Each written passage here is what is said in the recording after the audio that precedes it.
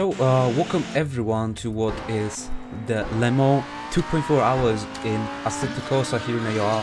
My name is Dominooo and I will be your commentator today. Welcome to what is a beautiful Saturday evening, at least here in the Europe.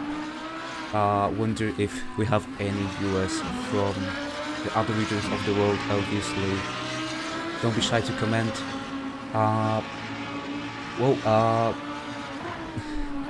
Assetto Corsa are not that popular game in AR, but we are slowly collecting the fan base for the game. Today we have a race on one of the most popular racetracks in the world, Le Mans, and you can tell me, by the way, in the chat, if everything's alright, because we are 5 minutes late. There's been a little delay on the server, also a little bit of delay because I didn't click the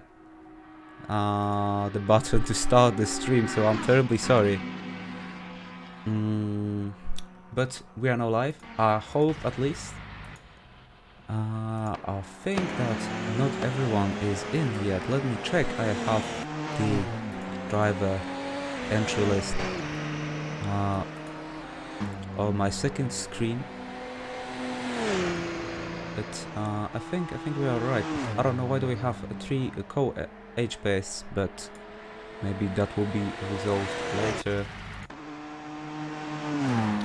So we will have a 1 hour qualifying session today, followed by a 2.4 hour long race. There's also been a 1 hour long free practice session, but that was not a part of the stream. Pretty long quali session ahead of us, I must say. 1 hour is a hefty amount of time to get a qualifying lap in. So I can't say there's no space for mistakes and other things, because 1 hour is, like I said, a really long time to set a qualifying time. So I think that everyone is in yet, but could be just my thing. Le Mans, really long track, one of the most famous in the world, like I said. Also really exciting to see Assetto Corsa here in AR. Little bit overshadowed by the follow-up game of Assetto Corsa Competizione, but maybe we will see more events soon. Well, we have Le Mans today, and 56 more minutes in the session. I'm hoping that everything is alright. You can tell me if the volume is alright, because I don't really know, but hopefully it's alright. I'm not too quite. Oh, and already we see a crash from Mckee, spinning it into the wall. A little bit too early in the throttle and back into the pits. Also first time set by him, 3:35.4, really quick time. It's only 5 minutes into the session and we already see really competitive time set on the board. Also, I'm alone here today. Could be a little bit lonely at times, little bit quiet, but I also have some things to chat about, because we have posted a little poll for our drivers to fill. We've got some answers to read throughout the race, and except for the racing, of course, hopefully a lot of competitive racing here and there. Also, my first stream on Assetto Corsa, I must say, not so easy to set up a stream on this game, but I think everything is working alright so far. We see the first drivers to line up for the quali lap, some getting out of the way. As you can see, the red stripe are the LMP cars, the green is the other class. we've got GTEs, also a Huracan ST. Not sure about Porsche Cup. I think that's not in the plan today, but nonetheless, hopefully an exciting race ahead of us. We can see Mario Spaghetti already on his lap. I'm wondering if that is his real surname. Really interesting. 2 minutes into the lap. I'm not that keen on the corners on Le Mans, I must say. Never learned them properly, but I'll try to make the commentary as interesting as possible. And only 3 laps in so far, obviously a really long circuit, but here we see the Beswick, which I think that's Stefan Beswick, that's his real name as well. Right now 14 seconds down from the LMP car, so you can see how much is the difference between the prototypes and the Huracan ST, which is not a GTE car. I think it is a little bit slower than the GTE cars. Now, and I think he gave up on his lap,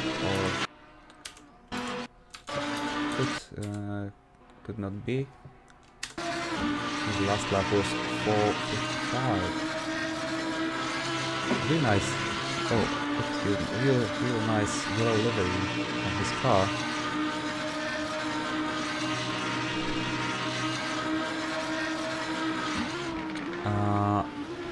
Checkham says, my bet's that Diego Zamora will win LMP and he win GUI. I'm hoping I'm reading this surname properly, will win GTE. Well, I'm not that familiar with the drivers here on track today, but if you say so, maybe they will be the ones running for the win. I'm not sure. I can't really say anything because I haven't raced most of the guys here out on track. But we'll see. A really long race ahead of us. 2.4 hours. Maybe it's not 24, but it's also not a 20-minute sprint. So hopefully a lot of exciting things ahead of us. And Beswich now heading towards the end of the lap. Now in the last few corners, making it to Virage Ford. And let's see what will his time be.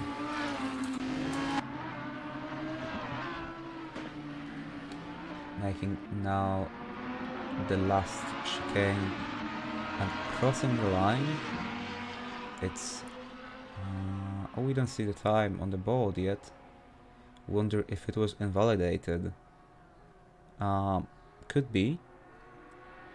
But in the meantime, we had Mario Spaghetti set a 4.08, which is a tiny bit off the other drivers. Ryan can drive, making it a provisional pole with a 330.0.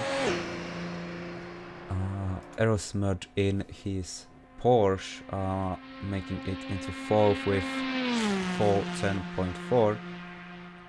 Now driving down one of the really long straights on this track, and we can see look, Martin has left the server.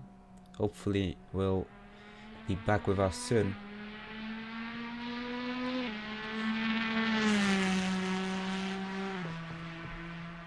Well, Porsche RSR, I can't really say much about the car because I didn't really have an occasion to drive it in the sim.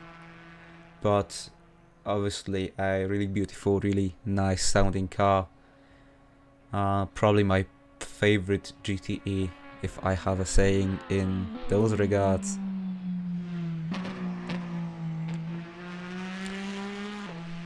So we can start with our driver briefings, let's say.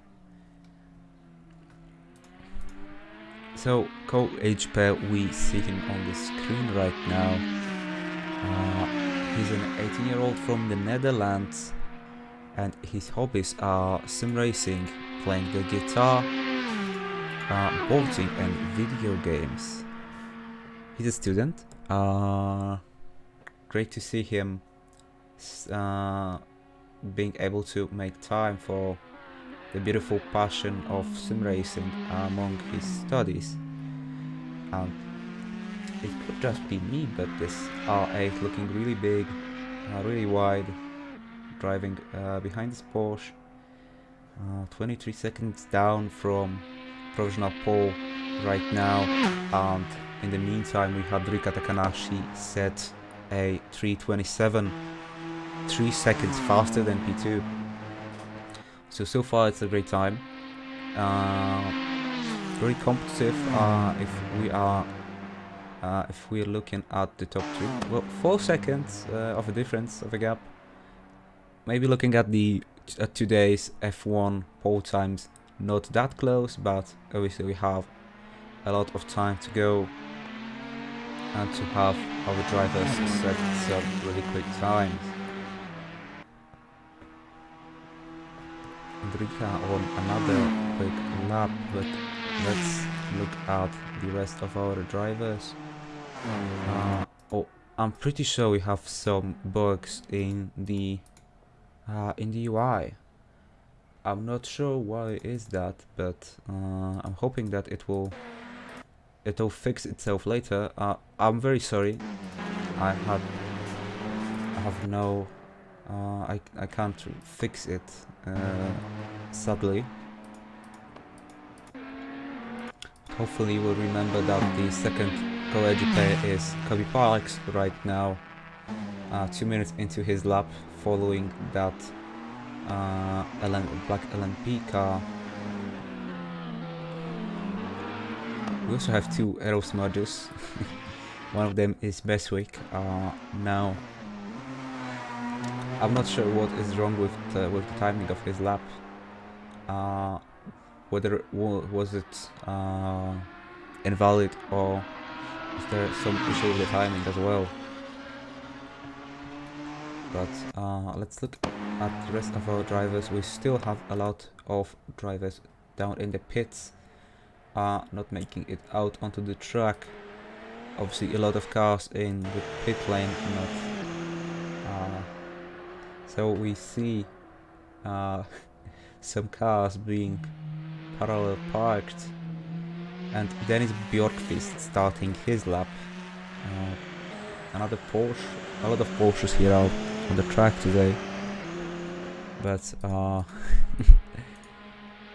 maybe we will see some diversity in the next races. We also have, of course, Audis, Ferraris, one Chevrolet, and a Lamborghini Huracan. One Chevrolet isn't a very big amount, and one Lamborghini. Looking at what is the car's fan base and how popular is it in other sims.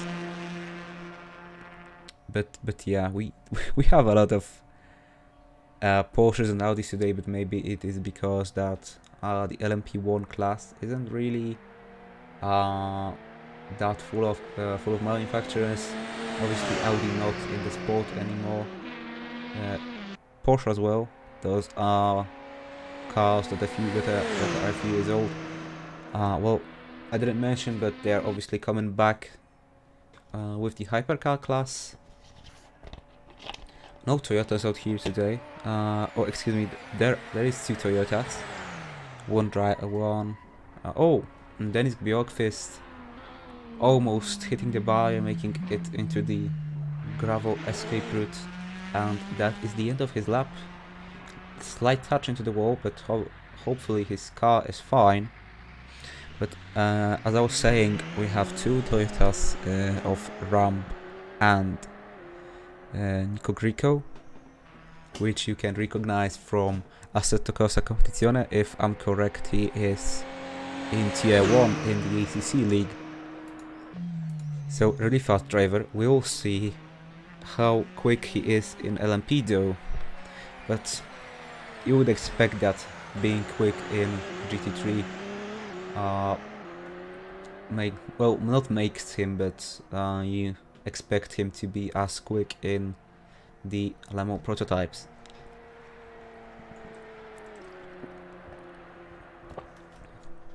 Aerosmart saying that those LMPs are frightening for the GTEs. Well, I'm not one of the drivers, I can't confirm, but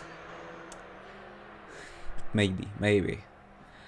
Whereas Nigel Jobling, I'm not sure. I think we don't see him on the server yet. At least not on the timing board.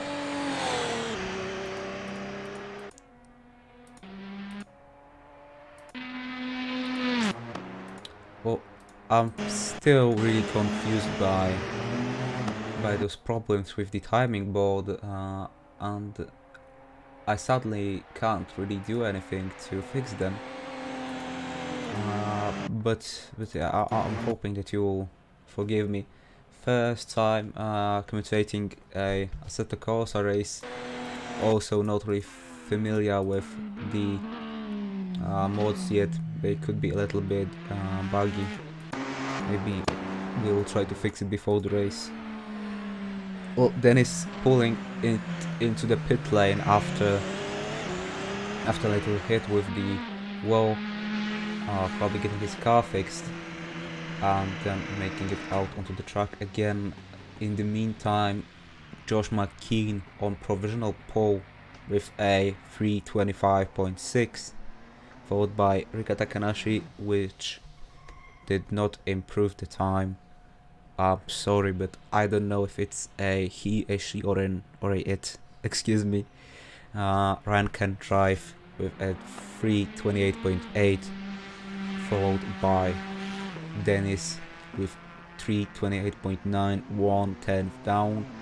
And we see Nigel Jobling with a 3:29.6. So here he is. This wasn't on the timing board yet. But let's see what's going down on the track.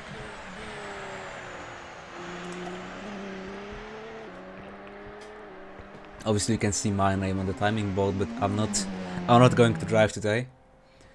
No preparation, wasn't signed up, and I'm not that good of a driver, so yeah, you have those guys driving today.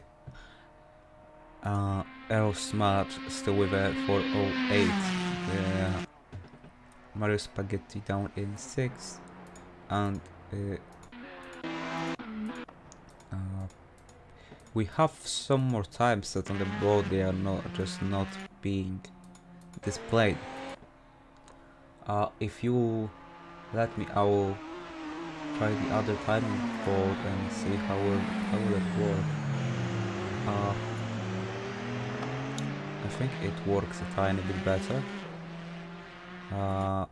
So just give me a second, I will do something really quick.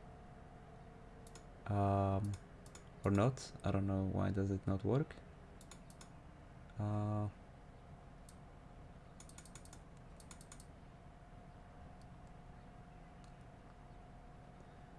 We will switch to another timing board really quick. Excuse me for the problems. We'll have this timing board after all.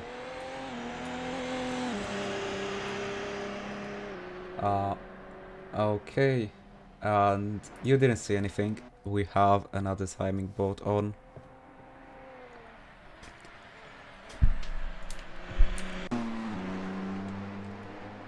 Here you see Diogo on their Ultra now.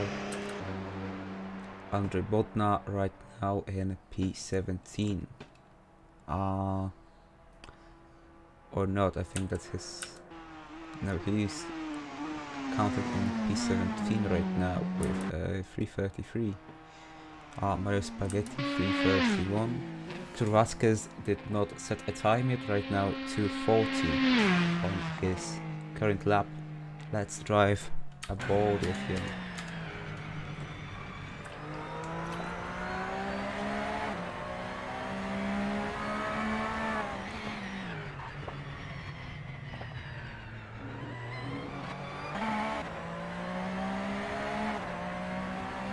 "38 more minutes in the qualifying session, still a lot of time, but not so many times on the timing tower yet.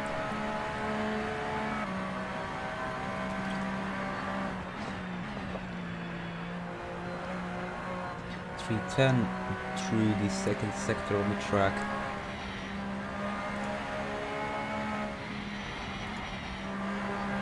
And through the S's and soon towards the few last corners of the track.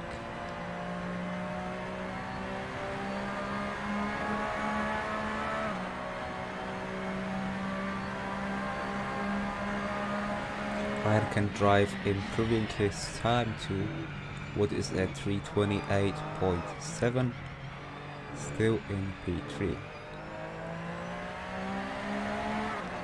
And Victor crossing the line with a 404.5, putting him into overall P9, P3 he's in his class.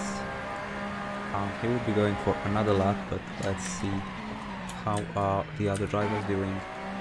Smart on another lap now in P10.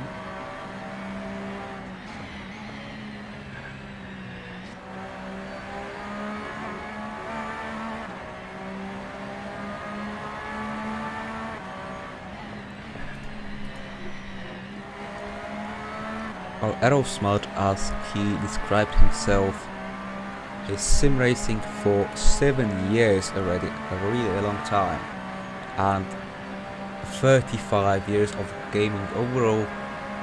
He mentioned that he started on this ZX Spectrum console, which is obviously really old, probably older than some of our viewers and maybe some of the drivers.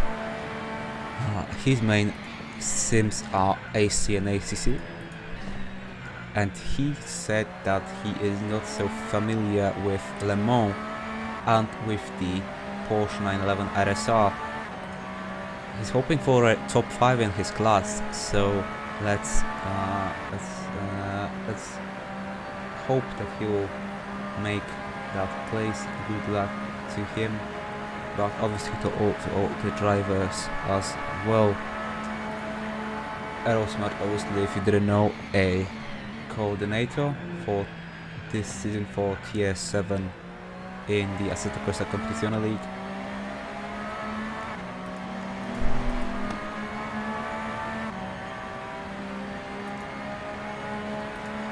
As he said, hoping for some good racing.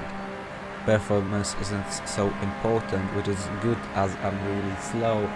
Well, we are. I think that most of us are here for the fun.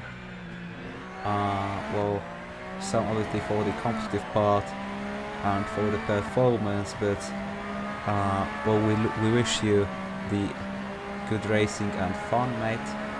Now fourth in his class, so making his goal so far.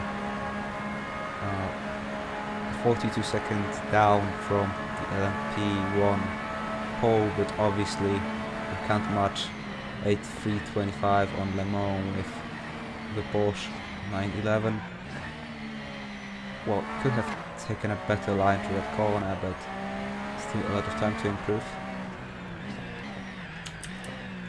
Meanwhile, we had a time improvement. That will be Nigel Jobling improving to P5 in his class and P5 overall. I'll check something very quickly.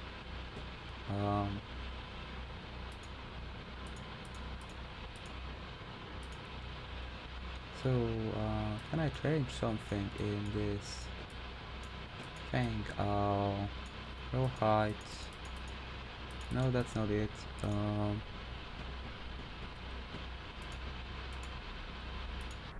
That's what I wanted to have. Yes, let's go.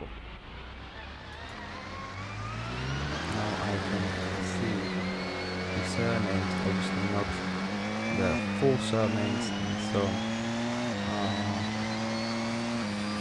and some drivers, but hey, my laptop can't handle so many cars. Well, we are running some mods and some DLCs here today. Lemo also be on the track if I'm correct. But oh, and we have a 911 spinning. That is David Grundstrom spinning around in the first sector right now on the GTE pole. So good performance from him so far. Just don't forget my GTE lap time in free practice was 4:03.3. Well, right now could be a pole time, 3 times better than David's, but remember that was practice and right now we have quali. Well, if you can set a time like this in the quali, then kudos to you. I'm afraid Nido's ping is high again. Could be Mario Spaghetti on a fast lap right now. So far P3 in the class, P3 overall, 3 seconds down from Mckee.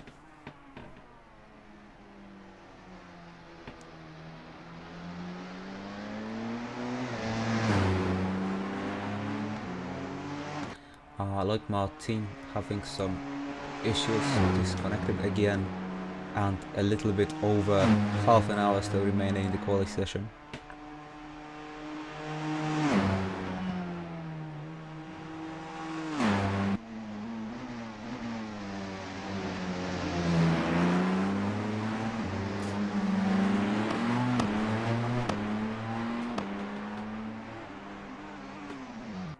Your voice can be a little higher compared to the engine. Well, let's try to make me louder then, thank you. I can probably make the engines a bit more quiet. Excuse me, my microphone isn't that loud. I'm having some issues sometimes. Also, I have the game set really loud, so let's make it some bit quieter. My laptop can't handle the field, it's at 99% CPU and freezes. So we have the reason why Leven can't race. Really sorry for you, mate. Well, had that issues with Assetto Corsa, but Assetto Corsa Competizione, know how it feels. Hopefully we'll see you at the next event. But for now, let's hope that you'll enjoy the stream. Mario, I think he had to give up on his lap, maybe due to some traffic. Well, the little sad that we can't see Leven. He was doing 403s in practice, which would be a time to match our GT pole right now. Yep, Nigel seems to be having some connection issues. Hopefully getting fixed soon.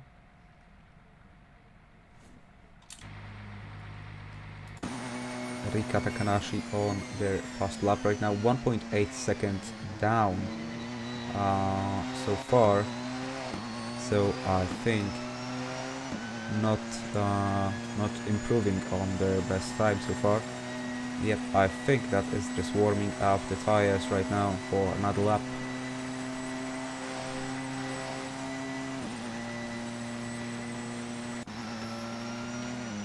Mario setting up for a quick lap. Oh no, they are on 4.3, that's not a fast lap. Dennis on a outlap, I'm pretty sure. Let's see how are the other drivers doing.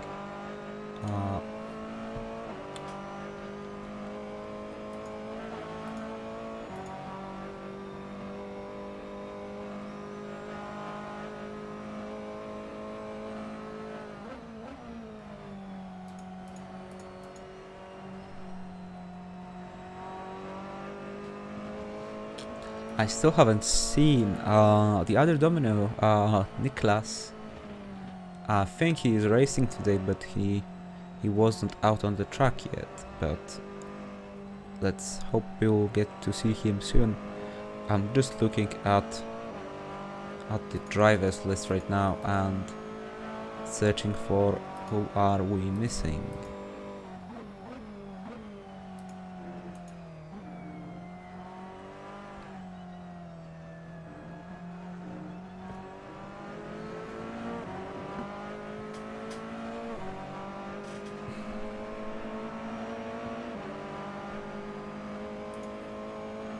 So Eugene right now on the first counting lap. I'm not sure is it the first or their previous laps weren't counted. Really nice yellow and black Dunlop livery. Obviously the track being in Michelin advertisements, but here we have a Dunlop Ferrari. Not on the timing boards yet, but hoping to have him set a competitive time soon. And Erosmart having a little adventure off track, but he is back on the way. No real changes in the LMP class so far. Hoping to see some laps being posted soon. The sun going down may be that will encourage the drivers to start another round of laps. Well, I'm not sure if AC has such a progressive weather system, which makes it makes the conditions change if it's colder, obviously meaning the track conditions, because the weather and the temperature probably changes. And Mario Spaghetti posting a lap. I think he didn't go up a place, but he is now 2.8 seconds down and not doing another lap. He's going back to the pits.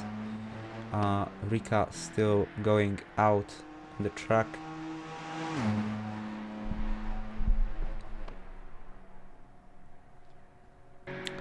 If I'm correct, we have no Astons and no BMWs, which are in the carpool, but they are not being used. And Diego Zamora posting a 324.4, that is 1.2 seconds up from the previous pole time. What a lap. That's what we want to see. And the lights being lit all around the track now. It's getting darker and darker.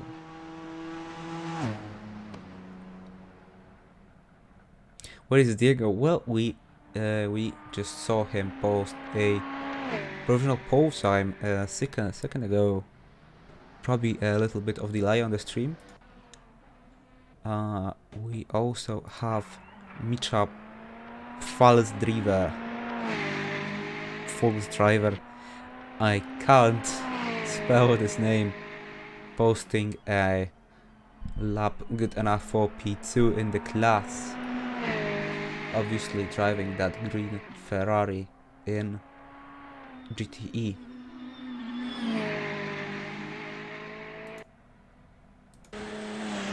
Well, most of the drivers that have set a time are out on the track, and Doggo going off the track, probably making his time not so quick.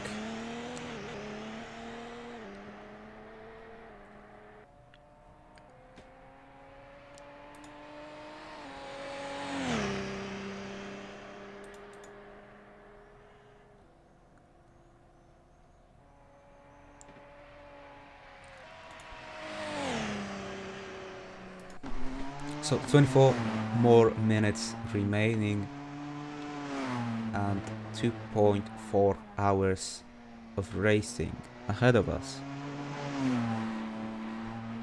Rika in P3 being demoted by that, well, I don't know if I can say astonishing fast, because we still have quite some time to have those lap times set, but nonetheless a quick lap comparing to the other being set so far.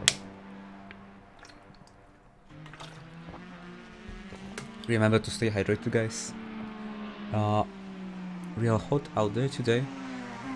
I will be taking those little breaks to get some beverage from time to time as well. And I'm almost out of drink. And oh, Ricard just overtaking a Porsche, getting ready for his lap. Maybe let's try and track down who that is. That's Loic Martin right now, P4 in GTE.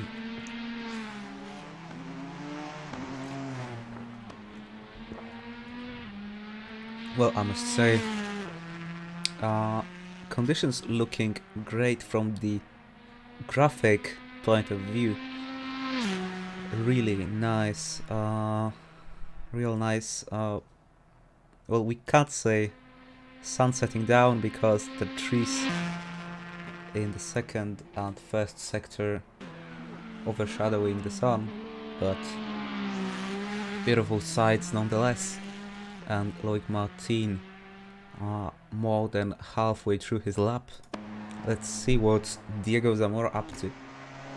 Still in pole, still no one has posted a better lap time than the 3:22.24 of his.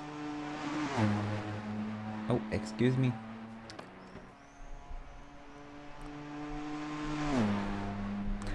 Real nice livery on his car as well.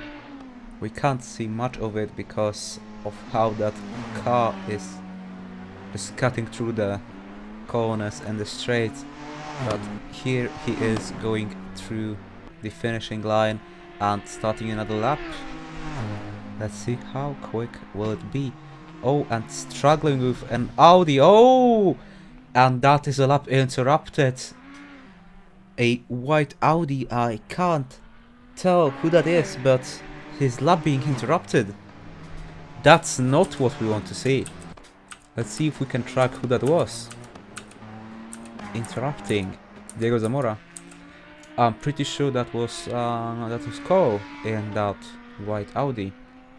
Ooh, that was real close to being something more than a tiny going off the track, but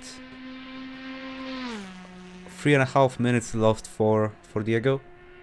And I think that is also Cone on having an interrupted lap, so definitely a sight that we don't want to see. But in the meantime, Mckee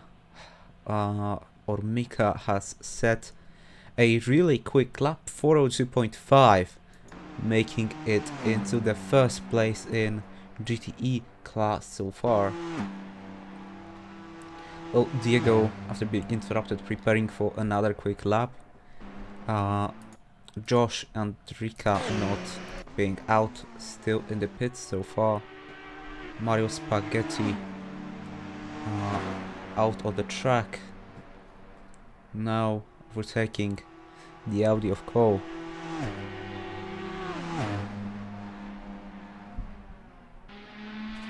Well, interesting scenes already in the qualifying. The race hasn't even started and we have some mishmash going on. But let's hope for a really clean race. And Nidal has just set a 4:22. Obviously he is in the Huracan ST. Could be a bit, or a tiny bit slower than the GTEs. Not judging the choice of the vehicle, but the Huracan is really nice as well, and we are almost almost into the night already. Really dark out on the track. Time acceleration making it work. So Diego soon will be doing another quick lap.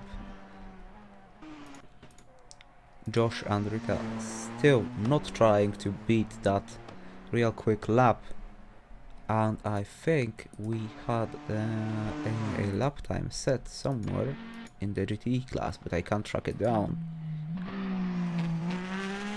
Aerosmart right now in P13, and we have a lap time set by Diesel 4:11, making him go to P6 in GTE. Also pretty sure Best Week has set a lap time as well. Well, that provisional time of Leeuwen already being beaten.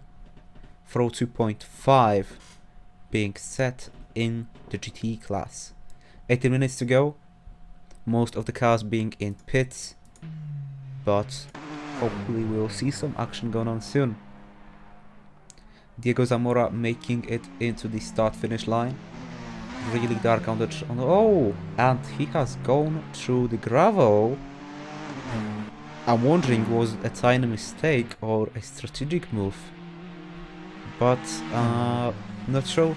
His time probably won't be invalidated. I don't think so. Mario Spaghetti disconnecting, promoting Ryan to P4, and Ryan spinning into the gravel. Now going back into the pits. There was a Porsche nearby, hopefully not making his lap interrupted. Damn it, no, I'd like to be driving. Oh, Danny, you're missing some bit of racing. Well, maybe not that competitive so far in LMP.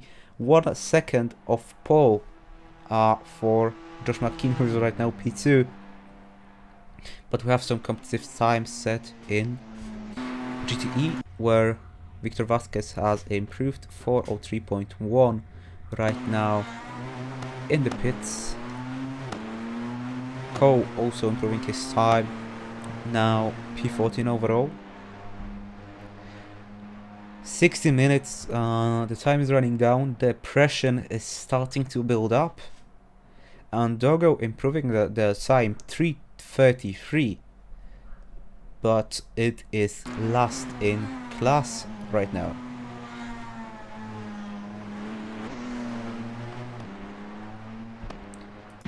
Eugene, who we do not know their name, only their surname right now, in last, I think. Oh, and we have Mario Spaghetti back in the server. Still 3:28.4. Luckily he's back in the server. So 15 minutes ago. I'm interested to see what will be going on in those next, well, you can say 15 minutes is not a long time, considering we started at 60, but it's still enough to set at least a few laps and fight for those poles in LMP1 and GTE. Diego going really quick, but he has met another car in his way, and that is another lap that will not beat the current pole time. Well, traffic, despite not having that many cars on the track being an issue, definitely it was better to set times at the beginning to avoid dark night. Well, going for the, oh, and Diego hitting the wall. Diego in the wall, and he will have to go back to the pits. Well, like I started to say, setting your laps early while not making advantage of perhaps the better conditions at the end of the session. Well, it could have been good not to have your laps interrupted. Well, in the dark, harder to spot the cars despite some sectors of the track being lighted up. Obviously not every sector of the track being very long. The lap time is over 3 minutes for LMP cars and over 4 for the GTE cars. 13.6 kilometers. So obviously one of the longest tracks in the world and one of the most famous.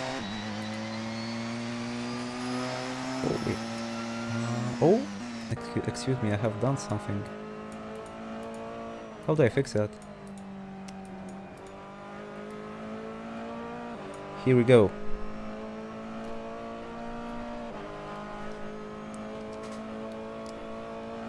Oh, beautiful scenes. Well, not racing yet, but qualifying in the dark. The LMP class being separated by 8 seconds, 8.8. But we still have 13 minutes, so we still have time to go. Obviously a little bit more crowded at the end of the session. So if someone has opted to try and make their best times early, could be good for them. Diego now making it towards one of the chicanes on the track.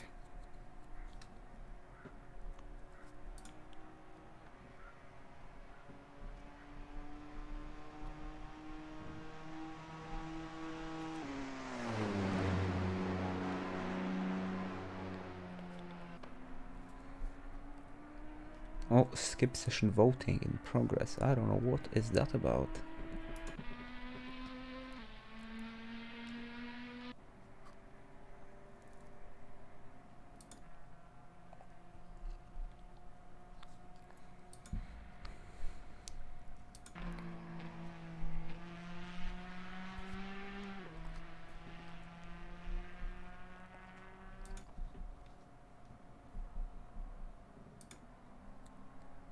BOP seems to work well. Well, I won't judge, but the cars in GTE are pretty close. We have a Ferrari on pole right, and 6/10 down we have a Porsche LSR. Really sad that we can't see any Astons or BMWs today, but racing is still exciting and close nonetheless.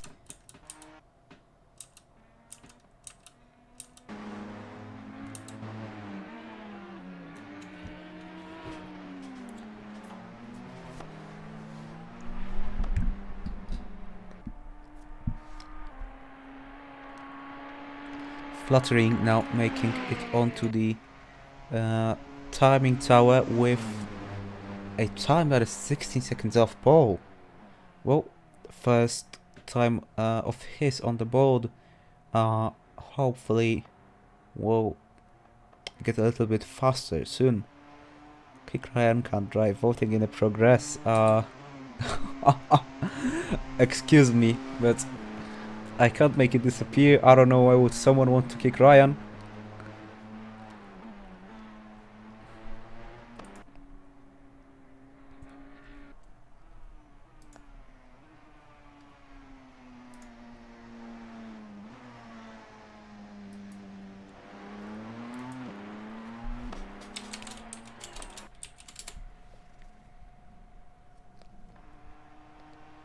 Another voting. That's interesting.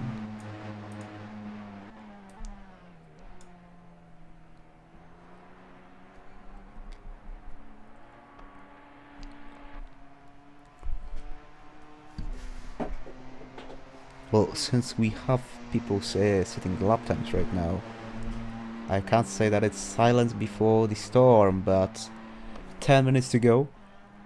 Still time to improve for some of the drivers.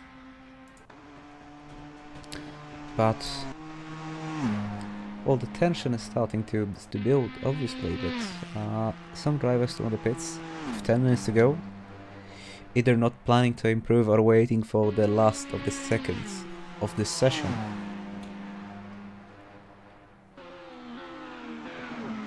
Oh, we had someone. Oh, no, no, no. Oh, and Diego clashing with one of the GTs again. Real problems with lapping cars in the quali session. Not that many cars out on the track, but some problems with lapping. The GTE drivers not making life easy for their friends driving the LMP.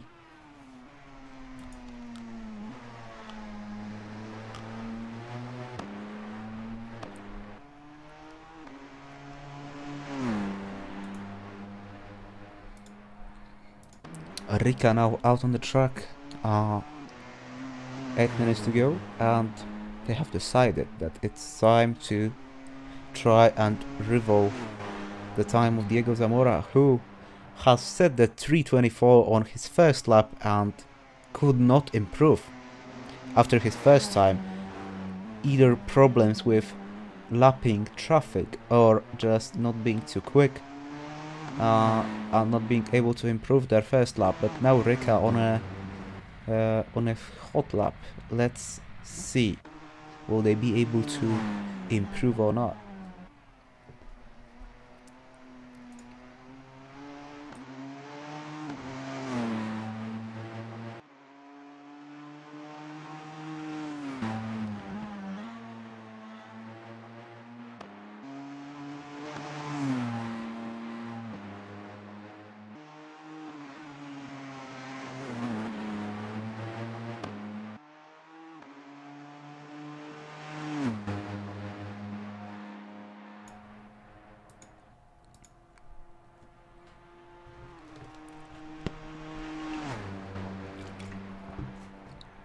Eugene now improving into what is P4 in his class, 404.1.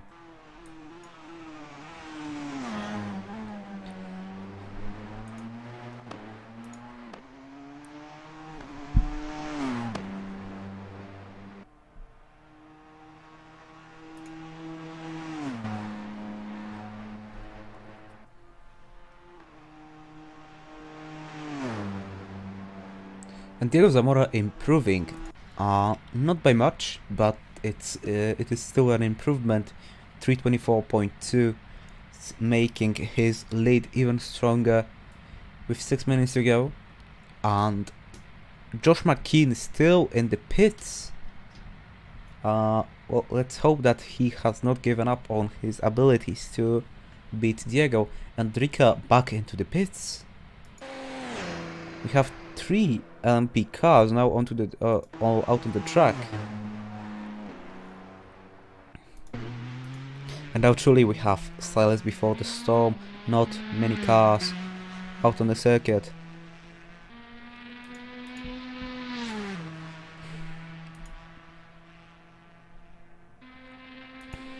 Not looking good, I must say, from the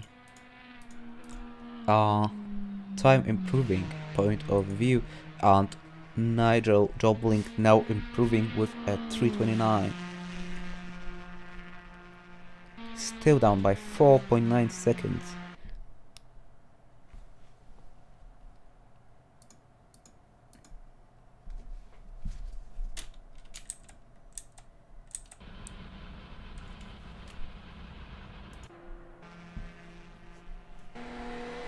Oh, we had some connection problems, I think, maybe with the server, but the timing tower is back. Also, Victor Vasquez having some connection problems, from what I can see. Oh, some issues again. Oh.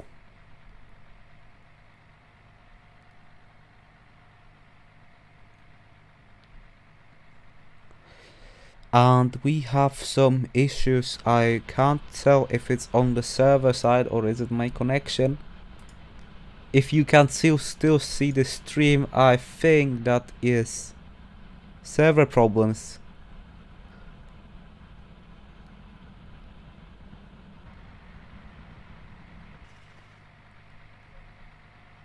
And the timing board has disappeared.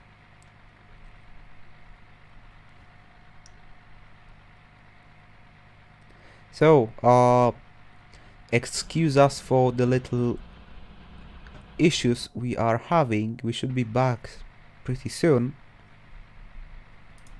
I'm hoping I will receive some information on what to do now.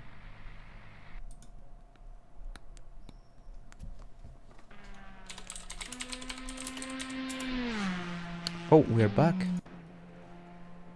And fluttering just gone into the barrier.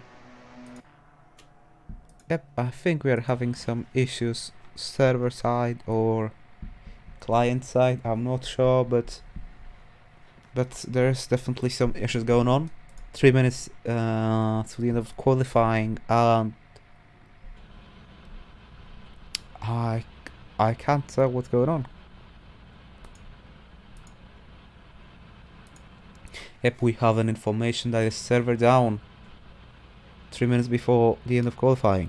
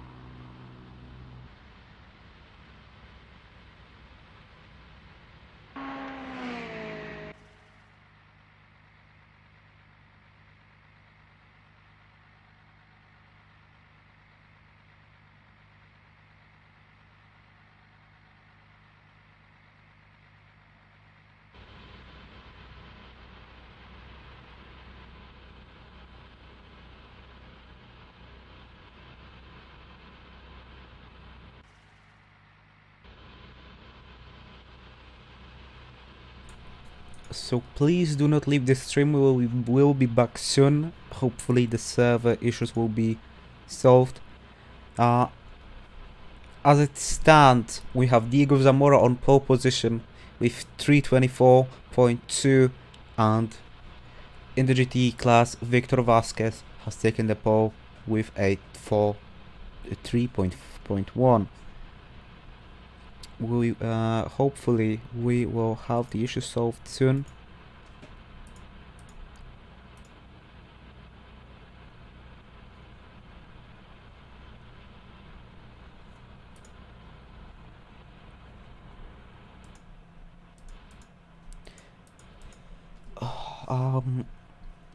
Right now, we have a little update. Michaa, False Driver, has taken the GT pole with current standings with a 4.0.9. Can't confirm yet, but this is provisional standing. And the LMP pole has not changed. We have Diego on pole so far.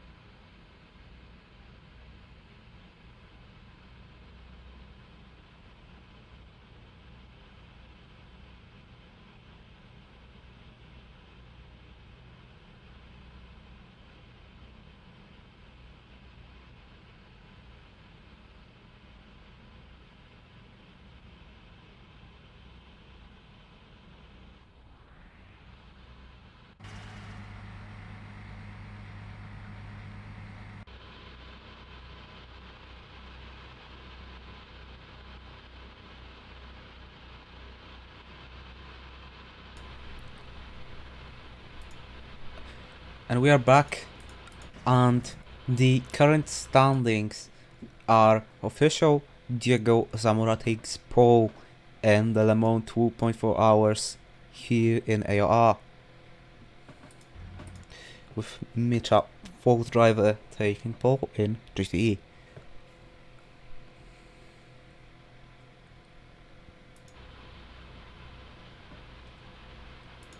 We should be up and running soon. Right now we have overtime of the quali session. But yes, the server is back. Please tell your family and everyone who was watching that we are good to go and we are back with the stream. We have sadly lost some viewers, but yep, we are up and running again. So hopefully an interesting race ahead of us. 2.4 hours of racing, pretty close in both classes. Obviously a lot of things can happen. Let's go and do a grid rundown, or maybe if maybe when we will regain some of the viewers, let's do that. But right now we are still waiting for the race session to start. Last preparations going on before the race.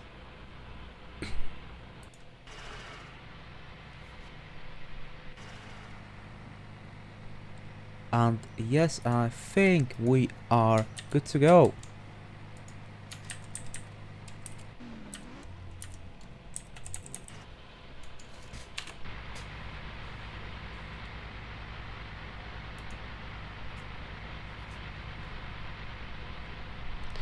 And we have 30 seconds till the race starts, and let's do a quick grid rundown.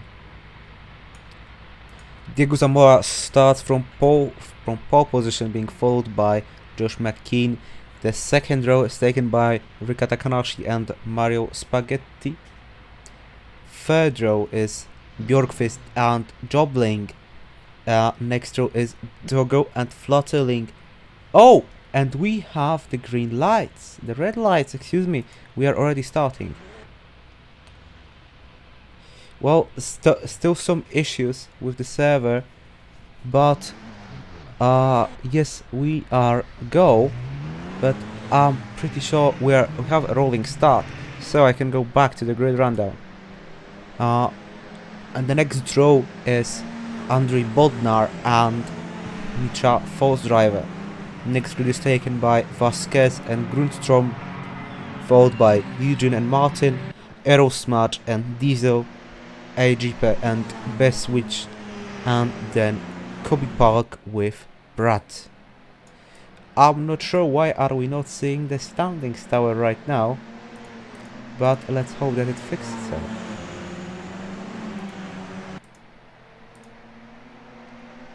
Yes, it is back and up and running.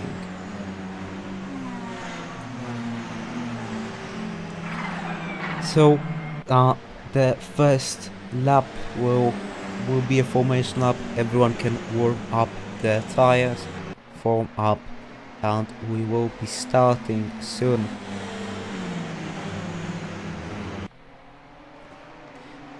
Rolling start was modified. Yes, I can see that. I have a rolling start.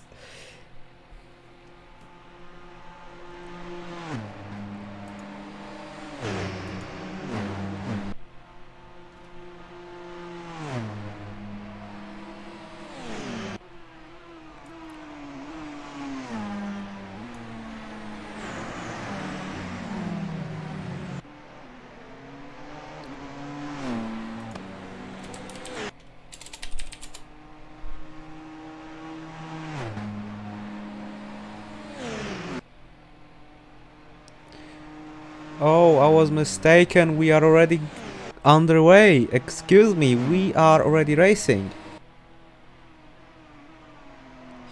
So that was the official start, and Diego Zamora is still leading. We can see Flutterling down to P21. Wonder what has happened to him, but he is down in P21 and making his way up again. Andrei Bodnar already up by a few positions. Diego Zamora preserved his lead, and Rika Takanashi fighting with Ryan and Nigel Jobling. This update rolling start was not available because of the server issues. We had a standing start, but we are now underway and everything is up and running. Oh, and it is a little fight here in the GTE class. Grundstrom P2 and Vasquez falling down, being overtaken by Eugene. Yes, Eugene is up into P2 in his class.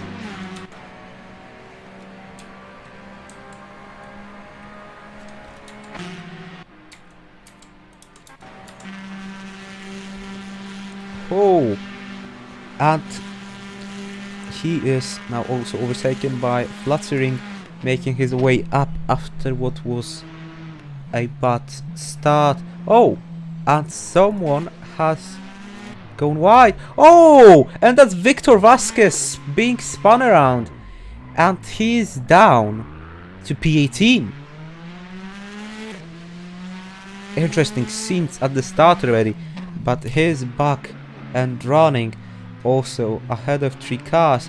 Oh, and that is Nidal Brad fighting in his little Huracan, with Bestwick right behind him. The 2 only Huracans on the grid. But let's see what's going down at the front of the grid. Josh Mckee fighting with Ryan Can Drive. He is still in front, and Mario Spaghetti just following them, just behind them.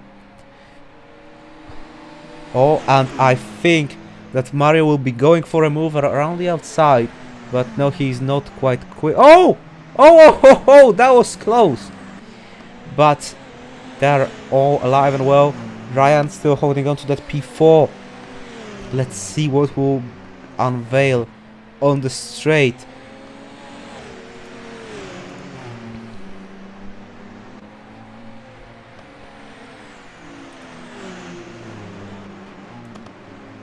Oh, both Mario and Ryan going wide.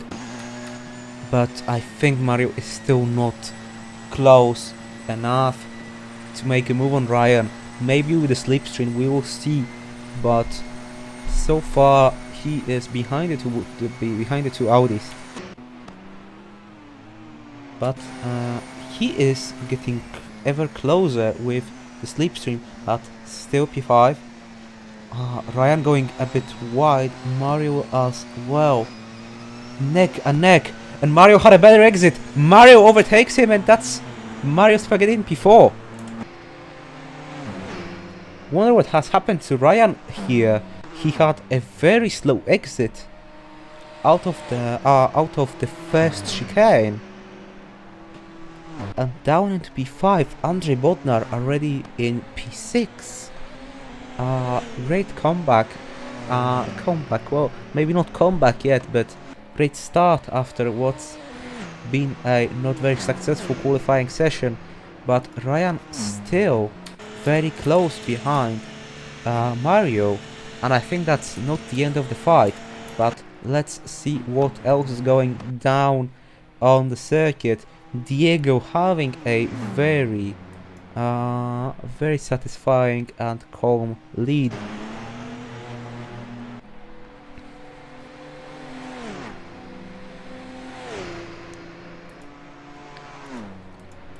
And I think we missed something. Mario Spaghetti now in front of Josh Mckee. Not a dream start. Oh, and a lockup. Not a dreamlike start for him, dropping down 2 positions from the start, but he will go for a move around the outside. And will he prevail? No!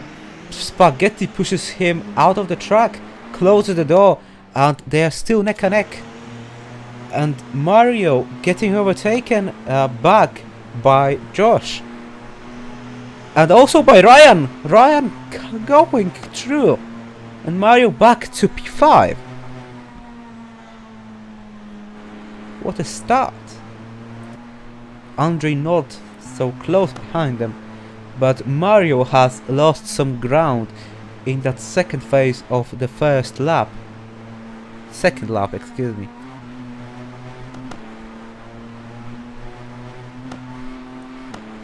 And I think he has some issues. Something must be going on. He's lost a lot of ground in those last few corners. And Drika sets the fastest lap with a 3:30.4. Let's see what is going down in GTE. Not much so far. Loic Martin following Eugene pretty closely. Eros March being followed by Diesel, and Victor Vasquez trying to make a recovery after the little accident on the start of the race. And Kobe Park going off. He's down to last place and he has made it into the gravel trap. A lot of ground to make after that costly mistake. Well, the Hurricanes aren't that far off Kołeczpe right now in P18. Oh, and we had a move. Nigel has... no, Nigel is fighting for position with Dogo. They are... yes, they are fighting, but Dogo will prevail for now. We'll see what will come after the first chicane.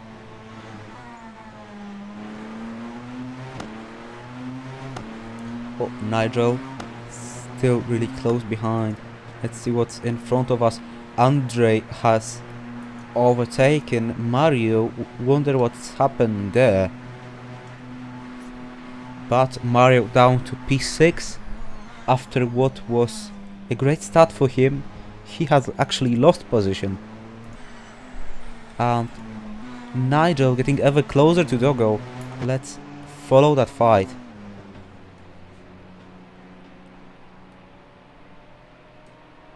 Oh, and Nigel will go for the move. Great getaway from that second chicane. The 919 hybrid overtaking the Audi R18, but and they are still, oh no, they are still close, and Dogo has almost made a move in Mulsanne, but actually lost a lot of ground from the getaway, down to P18, really slow off that corner. Nigel didn't have serious issues overtaking them and defending in Mulsanne, and beautiful golf inspired livery on that car. I just noticed. Oh, and we have a fight between Andre and Mario Spaghetti still going on. Oh, and I think Mario will be going for a move. No, not quite yet, but they are following each other close. Fights going on early in the game. Interesting to see. Nigel for the win in the chat. Go on, Nigel. Let's cheer him up then. And Diego Zamora setting the fastest lap, 3:27.5, 3 seconds faster than Rika on the previous one. And Mario ever closer to Andre, but not quite being able to go for a move yet. Andre with a great getaway from the last corner, and Mario without a chance so far. Oh, that's a lot going on in the first few laps. We'll see what will go on later on in the race. But great scenes so far. We are 2 hours and 12 minutes to go, and in only those 12 minutes we already saw some scraps between the drivers.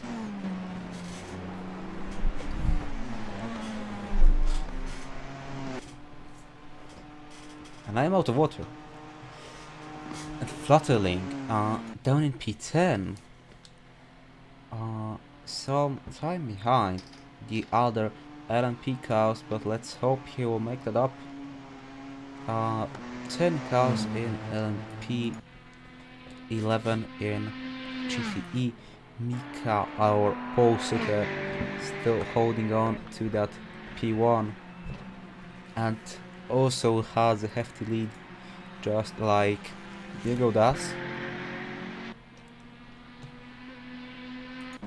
Let's see what's going on with our pole sitter and leader. Diego not that closely followed by Rika, who is followed by James Mckee. Josh Mckee, excuse me. Time multiplier is 24 hours, I'm pretty sure it is. Or is it 10? I bet that information is on the race information site on AR.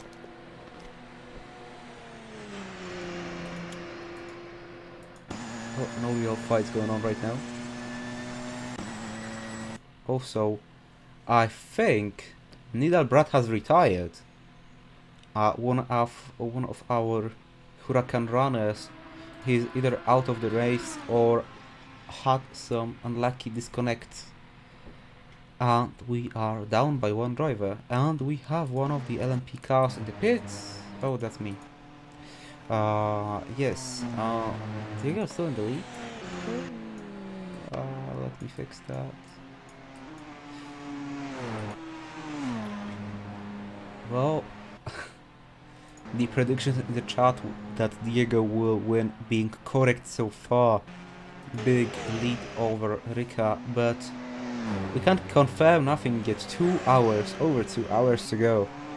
Hopefully someone will chase him down and we will have some nice fight. Obviously not favoring anyone, but I think every one of us here wants to see some good racing in those LMP1 cars.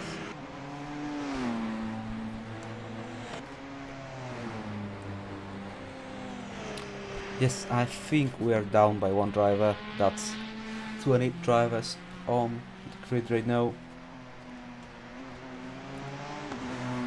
Well, unlucky. Let's hope that Nigel Nidal will reconnect and return to the race.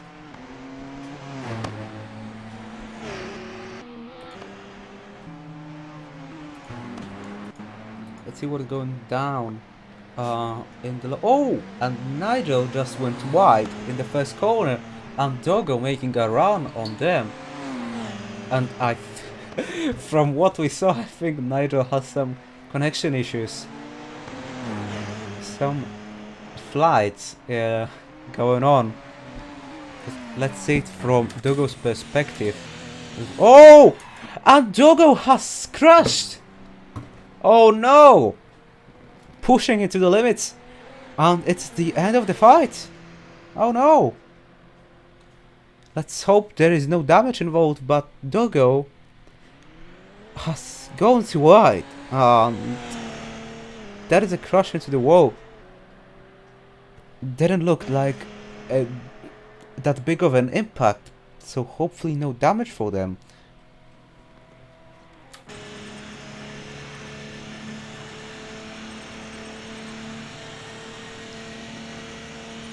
And Dennis Bjorkfest promoted to P8 with that crash. Oh, and Mario going for a scrap with Andre again.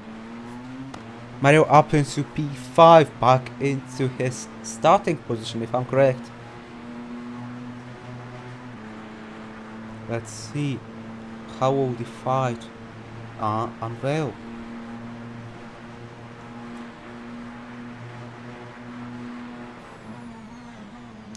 Oh, and one of the 911s, I think that's Kobe parked already. Kobe Park already being lapped. No real issues there.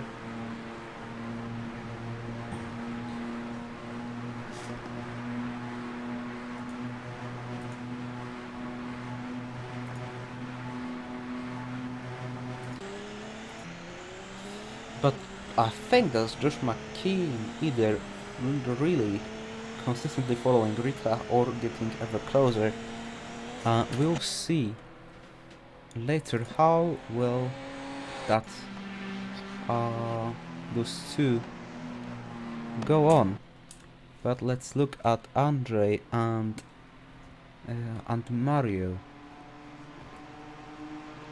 being ever close to each other. Hopefully going for some fight. Really nice livery on Andre's car, mostly being sponsored by Bang & Olufsen. Oh, and I think... Oh, and that's Andre into the wall. We couldn't see it that well from the heli camera, but I think he has gone off the track and hit the wall. And Mario making a run for his money, with Andre making a mistake. Oh, and Andre pulling into the pits. That's unlucky. That's not good. As he's pulling it into the pits, I think he will go on for repairs. Well, he crossed the white line entering the pit lane, but I don't think he will get really penalized for that. Oh, and he missed his pit box. That's not good. Already getting refueled and probably getting repaired. That's not good for Andre. Getting overtaken by Dogo, who had a crash of their own, but not going on for repairs, so I think that the damage implied wasn't that big.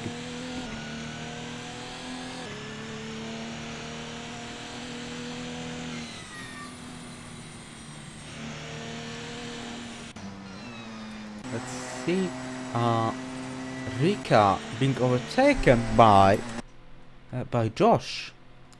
So I think either something has happened to Rika or they just got overtaken in the normal manner. But either way, Josh Mckee is up into P2 after being over 3 seconds down from pole position in qualifying. Ryan in P4, Mario P5, being followed by Nigel in P6, Dennis Bjorkfest in P7, Dogo in P8, totaling P9, and Andrei Bodnar in P10. Andrei already out of the pits. Wonder, was it just a normal pit stop that he forgot to go for, or did he want to get something fixed?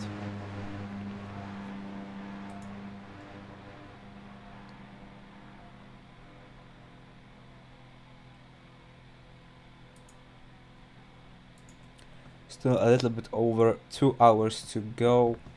Nothing really interesting going on right now on the track. We can take a look into our driver poll again. So, I think we are missing... Yes, I think we are missing Nicholas Dominooo today, sadly. But we have other drivers to look at. Oh, and Diego, I think, going a little bit wide.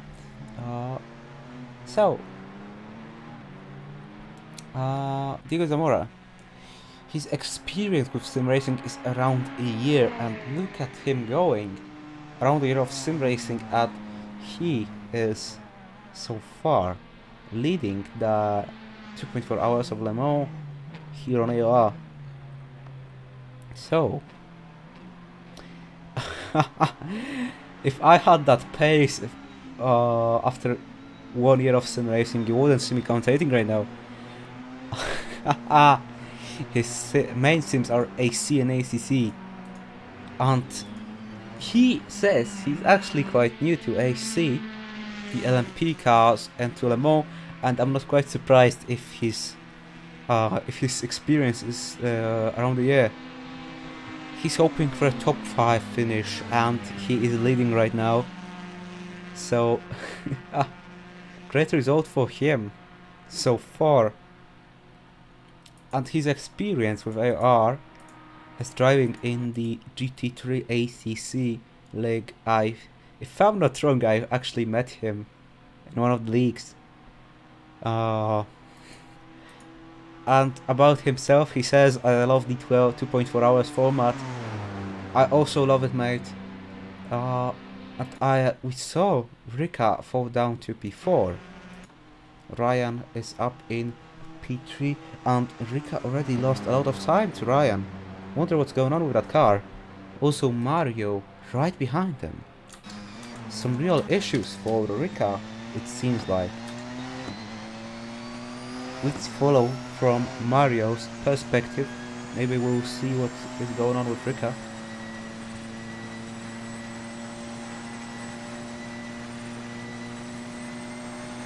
Speaking of Mario, his experience with sim racing is 4 years.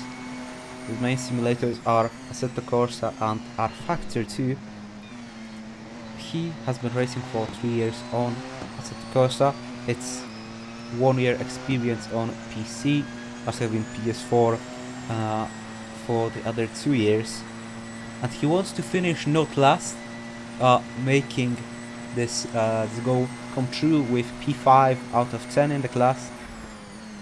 And he already raced in our... oh, and Rika making another mistake. Mario right on the bumper of them. Let's see what will go on between those two cars. Oh, and I think that will be Mario going for a move, but there is a lapped Porsche coming in the way. Oh my goodness. And oh god, what is going on there? And Mario with serious damage. Oh my goodness. I want to see a replay of this. Mario with serious damage.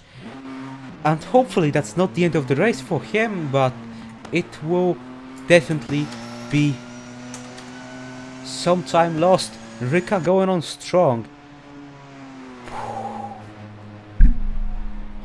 Goodness. I think the blue Porsche, maybe we can track it down, also took some damage. Yes, that's Aerosmurge with a broken windshield. He also took some damage. You can also, I think, see it from his speed. No, he's going at quite normal speed, but he definitely took some damage. Goodness. Well, Mario already a place down. Nigel has overtaken him, and Mario is just trying to make it into the pits. So you can see the wheel being permanently bent. Oh. Let's hope that Mario will not retire from this race. And Rika and Ryan into the pits. Rika, I think, from the hit. Ryan, I'm not so sure. But I need to see what happened there again. We missed that moment when they hit each other. Oh. Mario just scraping into the pits. Well, that's what you call a commentator's curse. I'm sorry, Mario. Oh. Yes, his teammate was giving him the room. I can't say for sure what happened there, but if I'm correct, Rika was going just straight for the Porsche, went on the grass, and hit the Porsche, taking a Mario with them. I could be wrong, but that's what I saw from my perspective. A little bit of what happened between Valtteri Bottas and George Russell in Imola, but with one more car, the Porsche being the Mercedes of Valtteri Bottas, just T-boning Rika Mario. I will need to see the replay after this race, because that was definitely a hefty crash. a big bit of damage for Mario, already out on the track, but down to P9. Ryan still in the pits. Wonder what is taking him so long. Hopefully no crash in the meantime when we are following what went down between Mario, Rika and Aerosmudge, who I think did not pit. He's still going strong. Well, lucky for him and good for him. Obviously we don't want to bring any bad luck on any of the drivers. I'm still in shock after what happened. But let's continue on. Mario Spaghetti raced in the Challenge League and King of the Mountain. I think that's the 2HC series hosted lately on AR. Racing is his hobby. He loves cars, motorsport and spaghetti. Well, who does not love spaghetti? And his favorite type of racing are classic cars. Well, maybe we will see some vintage racing here on AOR, and maybe in ACC. Well, Aerosmudge still going on with that broken windshield. I'm wondering if he has, if the damage was not that big that he could go on. Let's look at our GTE contenders. No real fights going on so far. Loic Martin with the F1 70th anniversary livery, really nice looking one. And now getting lapped by one of the Porsches. I'm out of breath.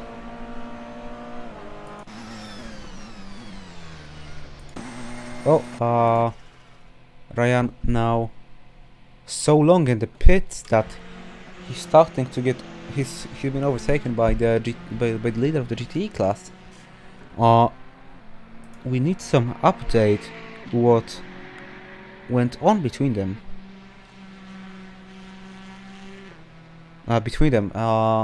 What went on with Ryan, because he is in pits for a really long time and he was going on strong, but maybe we will get some update soon. Also about Nidal, who disconnected pretty early in the race. His internet just died on him and he couldn't continue the race. Well, waiting for an update on Ryan, but nothing yet.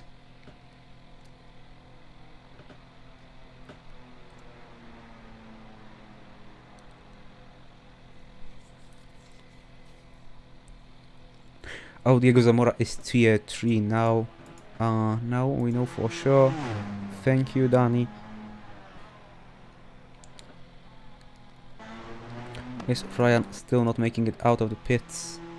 Nigel just going into the asphalt once more. Oh, and that's a fight between Rika, Dogo and Flutterling, being interrupted by one of the Porsches. Pretty sure that was Aerosmudge, but they are now all through. And Fluttering from P10 now into P6, and in the middle of a fight he could potentially get P5. Let's see what will go on here. And Flutterling making the best of Slipstream. Now into the second chicane, but Rika goes hard on the brakes. Still holding on to that place, but a Ferrari in front of them. That is Eugene interrupting Rika, but they still hold on to P5. Well, that's not what we want to see. GT cars interrupting the LMP fights. But that is racing, and that obviously spices up the fights a little bit. Flutterling lost a little bit of time in that mishmash. Dogo still following them. A three-way fight. Let's follow them. Rika now lapping the Porsche of Loic Martin.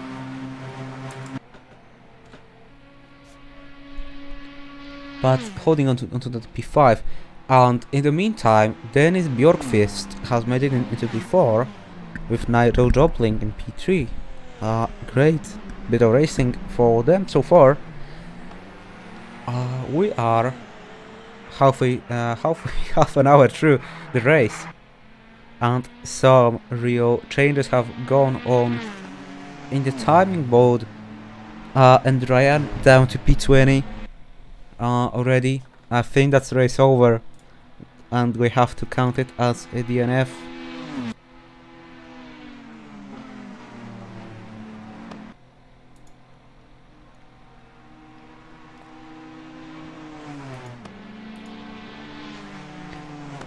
Still the three of the LMP cars pretty close to each other. Doggo rocking the BWT livery. Must have been a fan of the Force India pink liveries in F1. Oh, and that was pretty close between one of the Porsches and Doggo. That is David Grundstrom. Almost having an encounter with Doggo. But luckily everyone is alright. And David relatively close to Mckee and P1 and GTE. Hopefully he will be able to make some ground. Well, hopefully the other drivers will be able to do that too. Victor Vasquez, oh, and these are going slowly, I think, just making way for one of the LMP cars.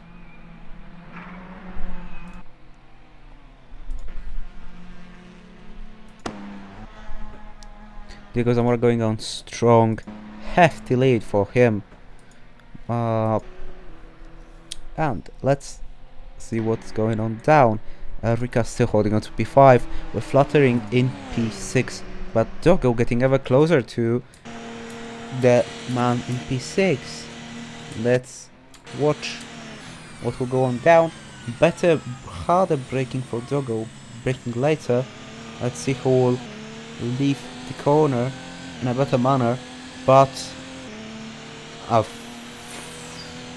Doggo getting a slower getaway, and Throttling still holding on to P6, now overtaking our GTE leader once more.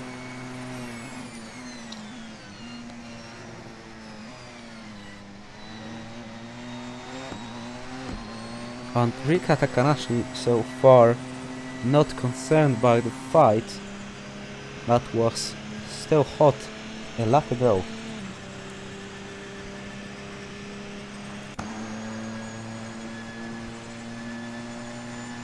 Well, let's go back to our driver descriptions. We have covered Diego. Excuse me, I will take just a 2-minute break and I will be back soon.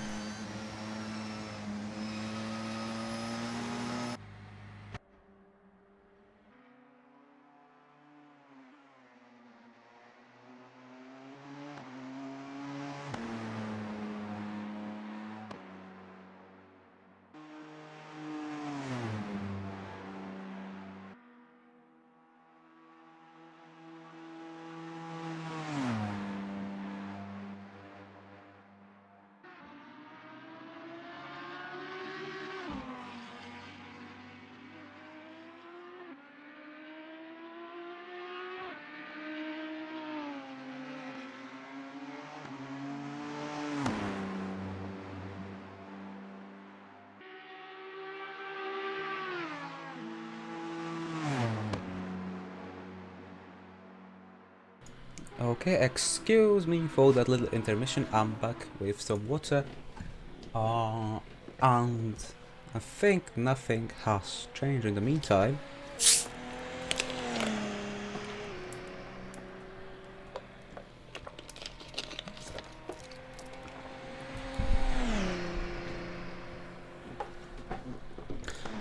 Let's see if something has changed in that three-way fight we were watching just minutes ago. But Rika not concerned by what is going on behind them. Already a lot of time gained to Fluttering and to Doggo, but I think that fight is pretty much over. Andre Bodnar now overtaking one of the Porsches. Mario Spaghetti still holding on to that P9 after, going a little bit wide after an accident with Rika.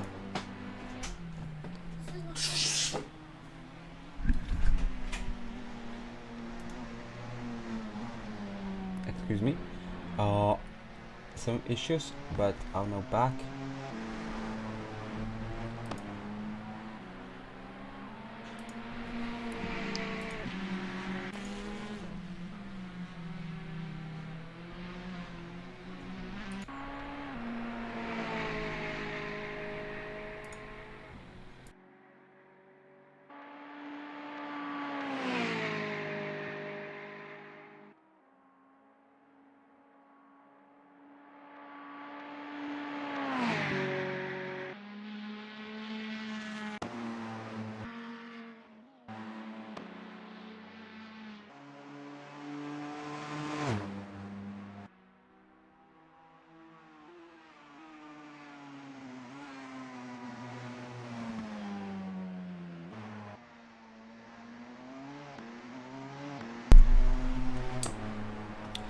I'm hoping that you can't hear my phone in the background. But I have just turned it down, so if it's been audible, then excuse me. Misha having a comfortable lead in the GT class. Mario now making it past another one of the Porsches, and Josh Mckee pulling into the pit lane for, I think, what is his first stop.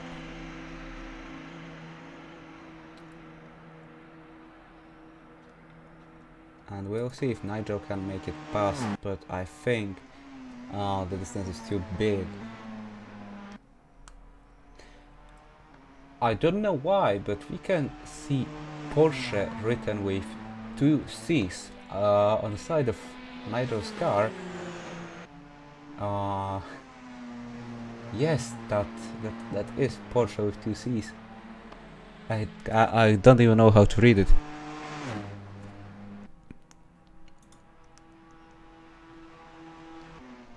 Still no update on what's going on with Ryan, but I think that's well over for him. Well, we lost one of the LMPs and one of the GTE cars, and we are down to 19 runners, but it does not mean that the action will be less interesting. Well, no real fight going on right now, but we still have drivers pretty close to each other, so hopefully soon some action will go on.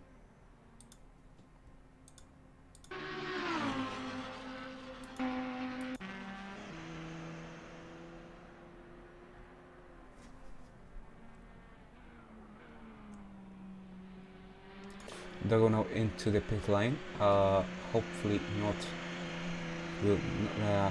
not much time lost with that hit a few laps ago. It's getting darker and darker. Obviously we have, I'm pretty sure, accelerated time in the server, so we are now going into the dark. Hopefully driver awareness will remain on that same level that we've seen before. Andre now making past Doggo, which has pulled into the pit lane like we just said. Well, not that many pit stops since it's 2.4 hours, but the strategical side of things can probably make a difference.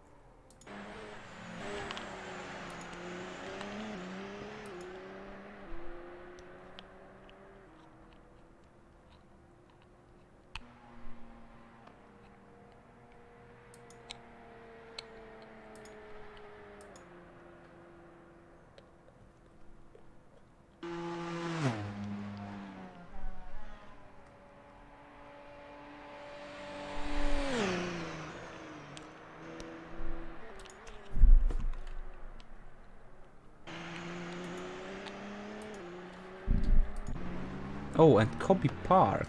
Now, onto the gravel. Not going well for this driver so far, but let's hope he will gather himself together and fight in the later stages of the race. Luke and David pretty close to each other. Let's follow them.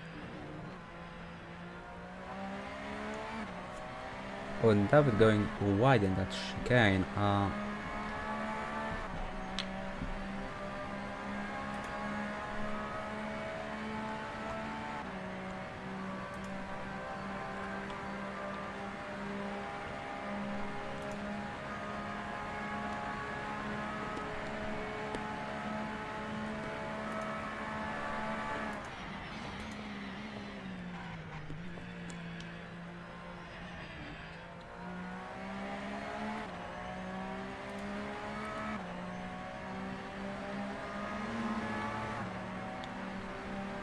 Diego now making his way past the third man in GTE.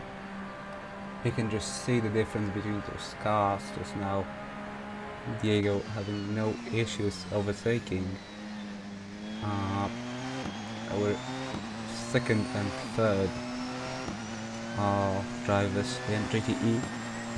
Obviously, hypercars even a bit quicker than this. Well, not so sure if mods for Assetto Corsa or any official content is out featuring those cars, but maybe in the future we will be able to see that. Or obviously hypercars not that much faster than LMP1. Had some issues with that in real life, but interesting and great to see a new class nonetheless. Since the hypercars, I'm pretty sure they are actually cheaper than LMP1 in manufacturing, and made us see a few of the sports big brands return. Obviously a new Porsche and a new Audi being on the way. Same with Peugeot. There have been also plans for a new Aston Martin named Valkyrie, but after the acquisition of Aston Martin by the billionaire Lance Stroll, that plan has been cut off. Also by Coles and Toyota. The two, I'm pretty sure that those are the two, no, excuse me, Rebellion and Toyota are this season participating in the class.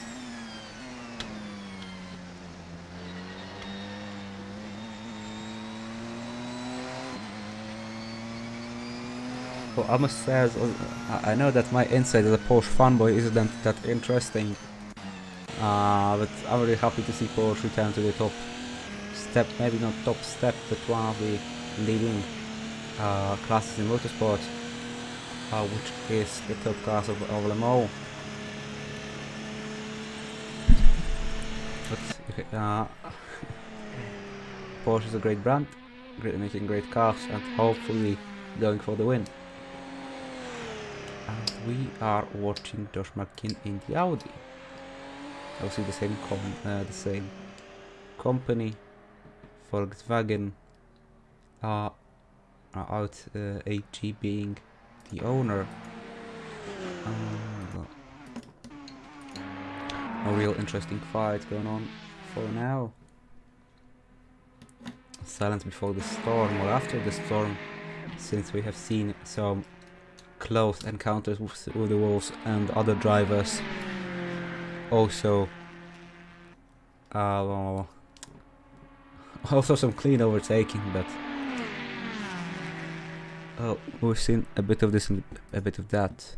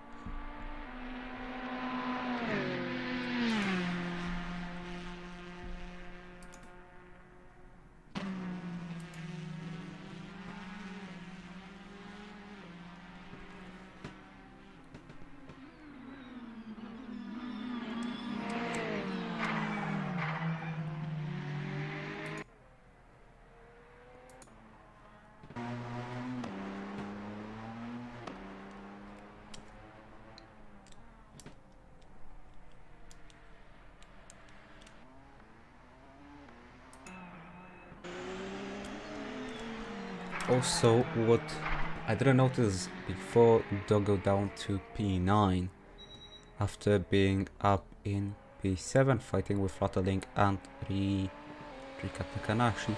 You wonder what has happened there, because I think they weren't in the pits for any repairs.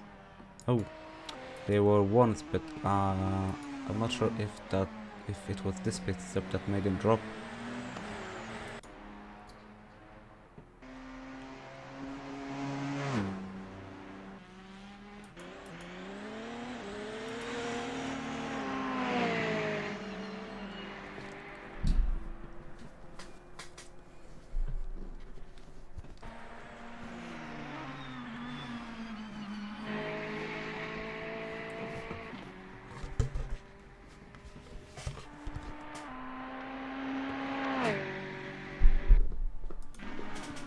Oh, and Diesel. Oh, I thought something went on there, but I think they are fine.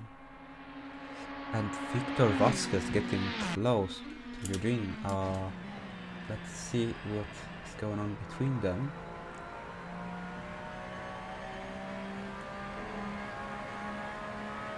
Brand drive by Nature 2. Yes, they are still holding on to P1 in the class.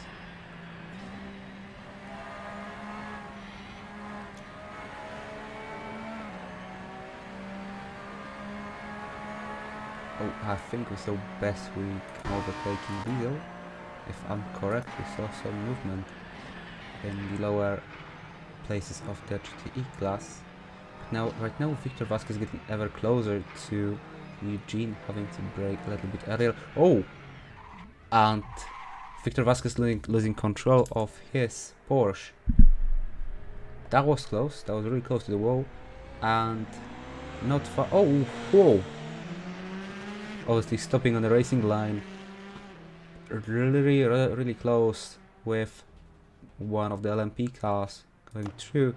Oh, and Andrzej Bodnar out onto the gravel.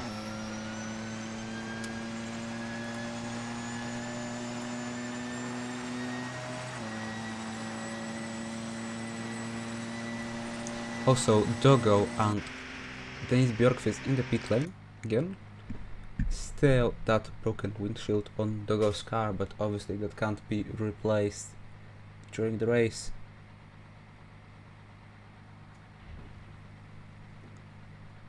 And let's see, Victor Vasquez back up and running. Diesel following Bestweek, not that far away from him.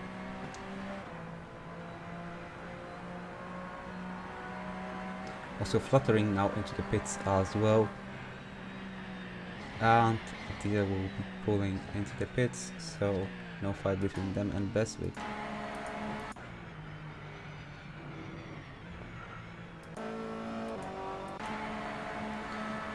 David once again close to Loic's back. We'll see if anything goes down between those two. Bjorkfest out of the pit lane, and Doggo has disconnected. Is that another DNF? I think that it could be. Let's hope that they will rejoin soon. If not, we have another driver out. And that is not good. Diesel still in the pits for a pretty long time. Diesel has disconnected as well. Another two drivers out. What's going on?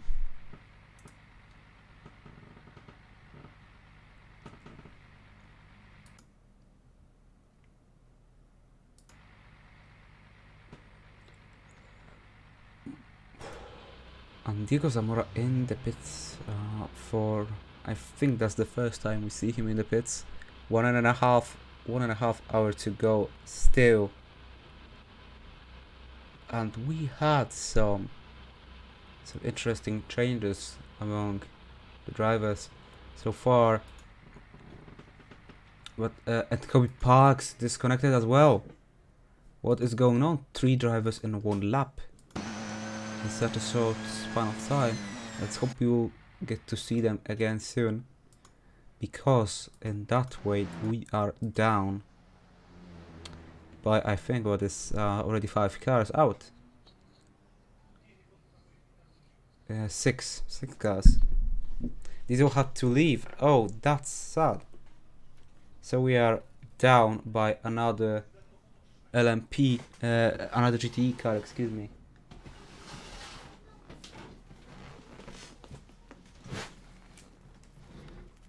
He said he could do 1 hour. Oh, that's the reason. Yes, so we are down by another driver. Well, timing issue for them.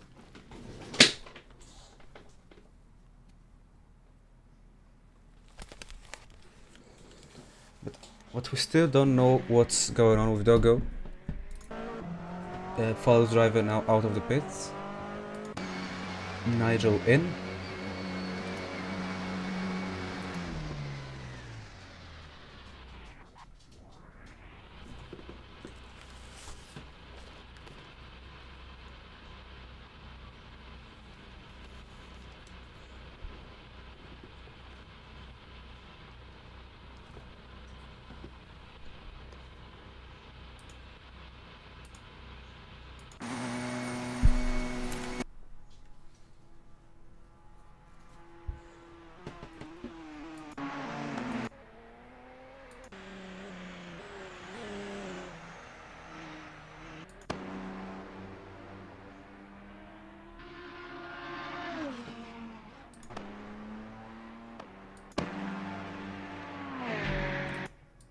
Oh, and that is David Grundstrom right behind Loic Martin once again, and they have to let one of the LMP cars go, and that has made David get train a bit closer to Loic, and that could be a potential fight.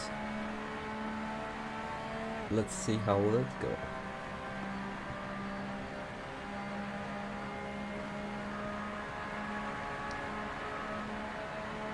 Well, slipstream for David Grundstrom, but he can't overtake him yet. Oh, and a little bit of a tank slapper here for David, and he has lost some time again.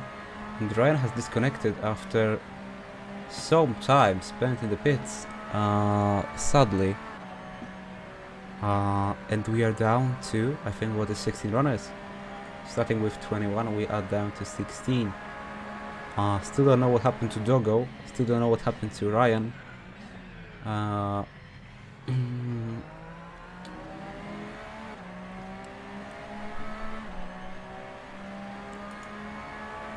Doggo out because he zoned out on the straight and straight line into the second Mulsanne chicane barrier. Oh. So. A crash that we potentially missed. Doggo crashed into the barrier at Mulsanne and had to retire. So we are down to 8 LMP runners.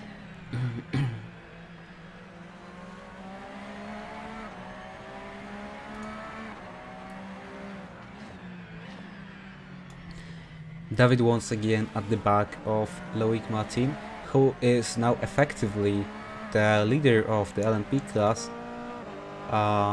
and Mitchell down to P3. I'm not quite sure what happened there, but he's not that far behind the leading 2. Let's see what will unveil between them. But Loic Martin right now leading David just behind the 2 Porsches, leading the green Ferrari, which has some LEDs making it very bright, just like an UFO. But he's getting ever closer. Look at him go. He's right behind David now.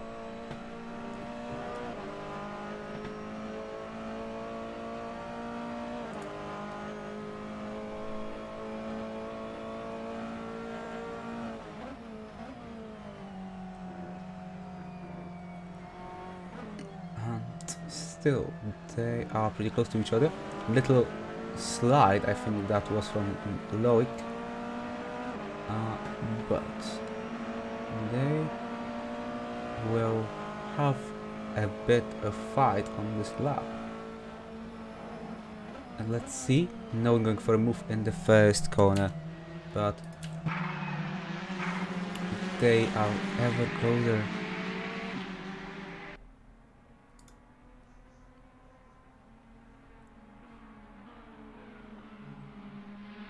One hour and 24 minutes. We are almost halfway to the race, and right now Loic Martin leading the class, but Mckee is after a pit stop and very close to the two Porsches, and I think he's going for a move on David, getting closer and closer with the slipstream. Obviously really long straight here in the first sector of the track, and Mckee is through. Now we'll try to get Louis.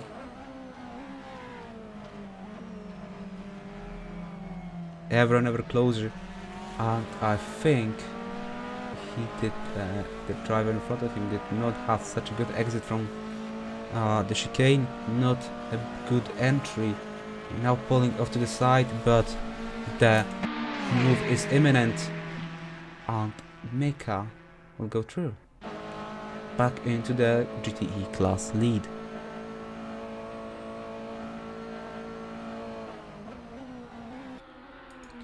And that is him back into the first position, still holding on to the win in his class. But still we could see something potentially go on between Louis and David, but well, let's see, because Louis still hasn't dropped that much of Mckee. Still pretty close.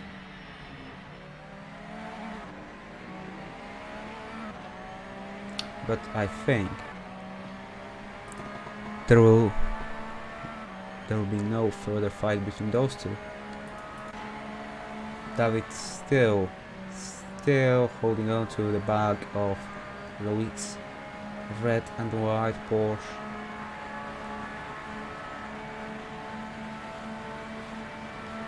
285 kilometers per hour on the clock, but a corner in front of them and also an LMP car right behind them. They will have to let it through, which they have done,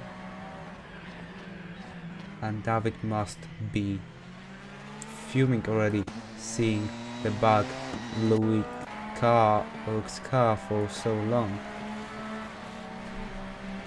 Let's see, maybe it is the time for a move, and I think that is it. David going past, or will he? Yes, I think that's it, but they are side by side, and the orange and blue NP behind them. Oh! What's going on with the LMP car of Nigel? He's been trying to lap them, but I think it hasn't gone so well. But now he's passed, and will no further interrupt the fight between them.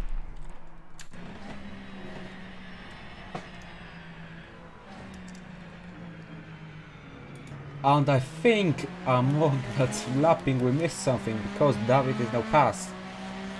But Louis literally on his bumper, pushing him, and he is going to retake his second place, I think, going round the outside into the first turn. But let's see, David has better initial braking.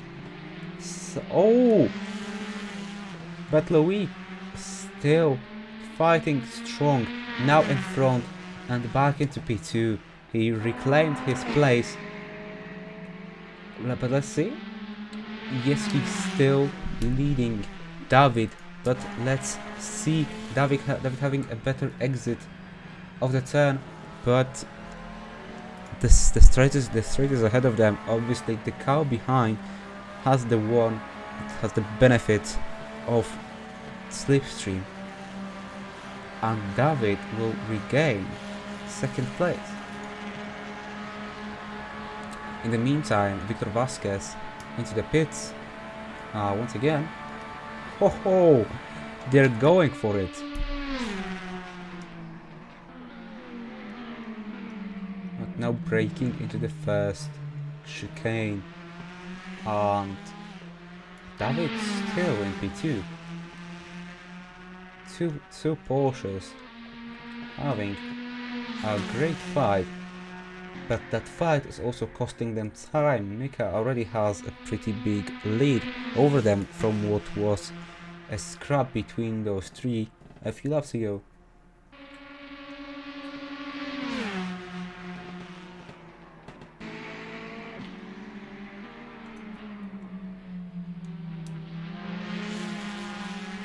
And Louis is in front again, but now they are side by side, and it's David who prevails from that fight and from the second chicane.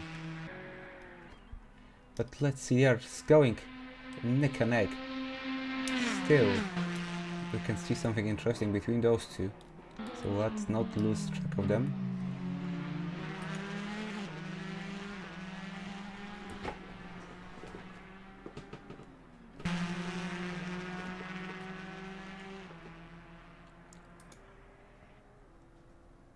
Oh, in the meantime, something has happened to Nigel.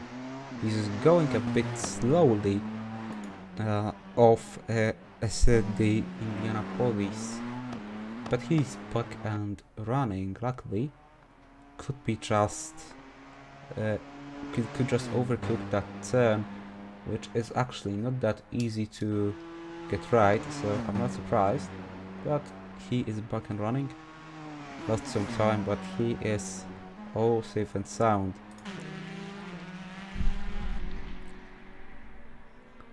David so far prevails in that fight.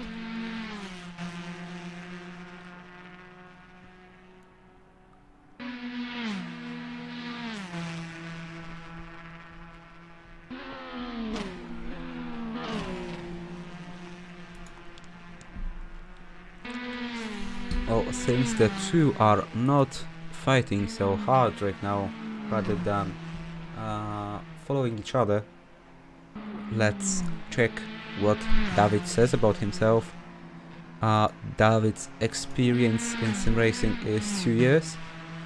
His sims are ACC, Richard-Benz Rally, AC, iRacing, and Dirt Rally 2.0. And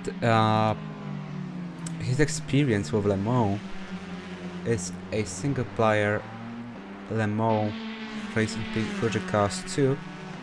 As a person who started with Project Cars 2, I'm really happy to see that.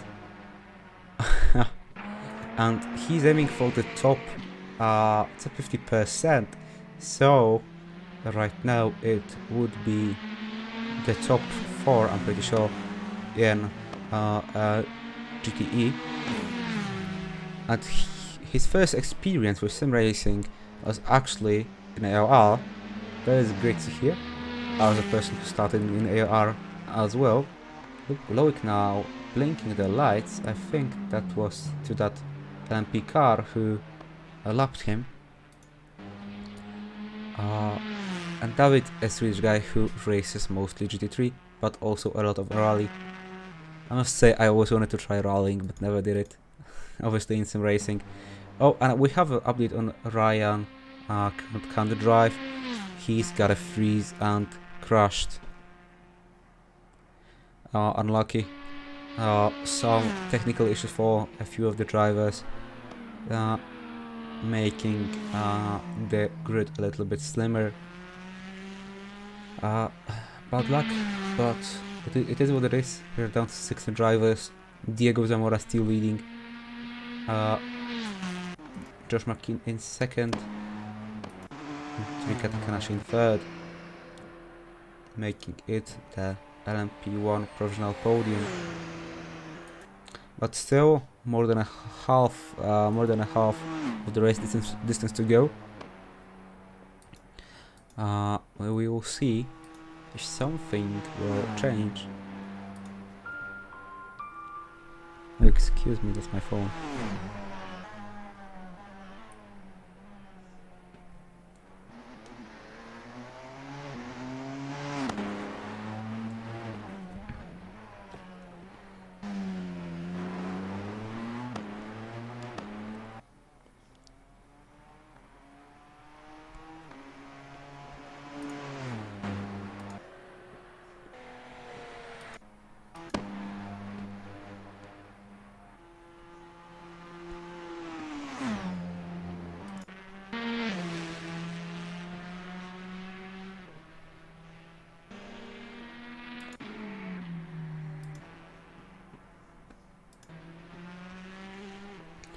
In the meantime, David dropping to P4 in class, Eugene overtaking him. We didn't catch him on camera. But I think it wasn't a pit stop, could have been just some loss of time. But we can't track it down. So, let's just see if anything is going on right now. Not much on track action going on, sadly.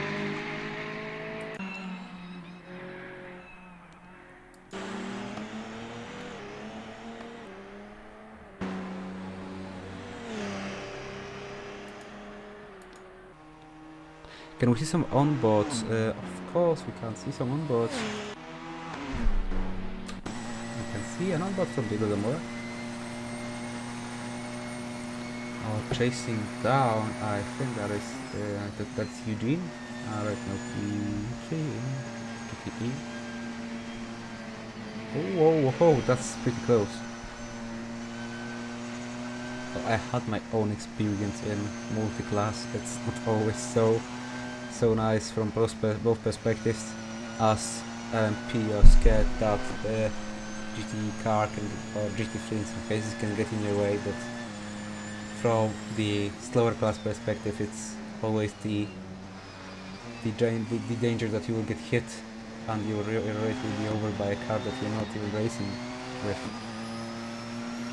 But Diego making his way through safe, still leading, massive lead. No, I think he didn't even lose the lead for a second so far. So great race from Diego. Predictions from Danny, correct so far.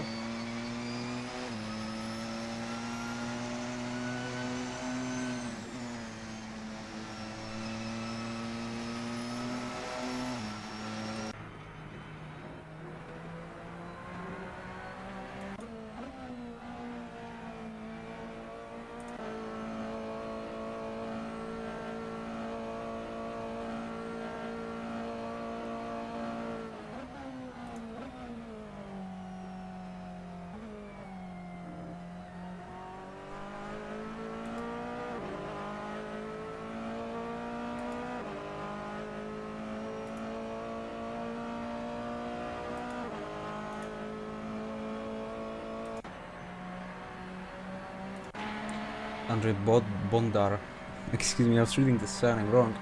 Now into the pits, last in class, P8 currently.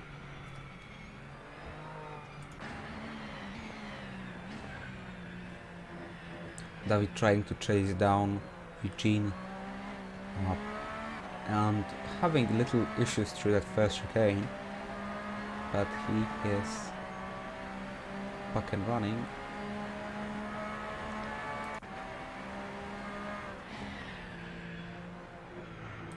Aerosmart also into the pits. Broken windshield after that accident, that wasn't really his fault, but I won't judge. I still want to see the replay and see what really went between Aerosmart and the two LMP cars of Takanashi and Spaghetti. Also nice to see Mario back in P6 after dropping down to last in his class. after that hit, which was a bit heavy, but he's still going strong. Also, Bestwick now into the pits, and that's, I think, he's the only Flakan right now after one of our drivers dropped, after Needle dropped. Also, HP now into the pits as well. Oh, the sole Huracan, and I think the sole Audi of Cole into the pits. Well, you can't say the greatest device, but it is what it is. It's usually like that people just pick either the car that suits them the most or the car that is the fastest. Obviously, I won't judge because I'm mostly doing the same if I'm racing. Well,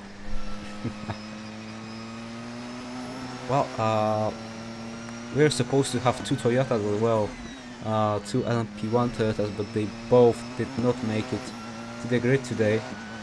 Speaking of Nico Grieco and Ramp, sadly they are not here. Would make some diversity in the LMP1 class, but yet they are not here today. Also, I think we are missing the Chevrolet. The only Chevrolet C7R Corvette, of course, of Leon. It was probably mentioned why they are not racing today, but I missed it. Oh, yes, they had some issues with their laptop. Yep. Well, it is what it is. I can't say there was not interesting racing, because there was, and some interesting fights. So yeah, I can't say it's not good. Now Lundstrom and Eugene into the pits. They were both pretty close to each other, so, and I think no, Grundstrom just has his pit stall ahead of Eugene, but they could be racing. At the pit exit. We will see. Grundstrom probably will leave second. Well, let's see.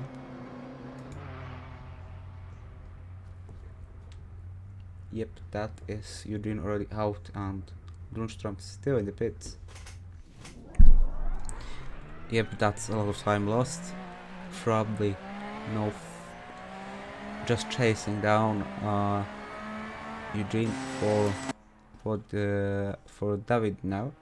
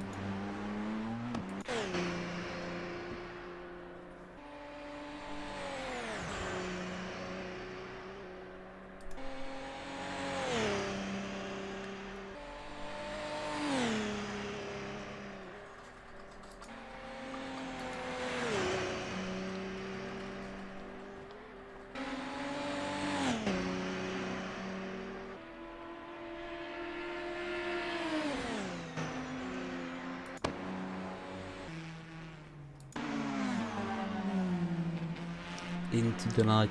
No real scraps right now. 1 hour and 5 minutes to go. If you're freshly joined the stream, then Diego Zamora is leading after taking pole position in P1. Same with Mckee, false driver. He also took pole and is still leading the LMP class. Josh Mckee now into the pits. We'll see if he loses the position to Rika. Oh, I think Rika is also pulling into the pits right now. So Mckee will probably keep his place. And there's been some smoke in the SS.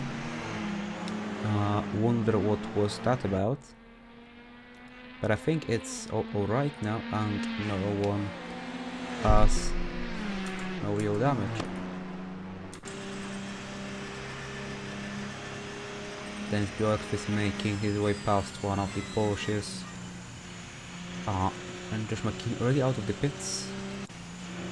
Rika will follow him soon.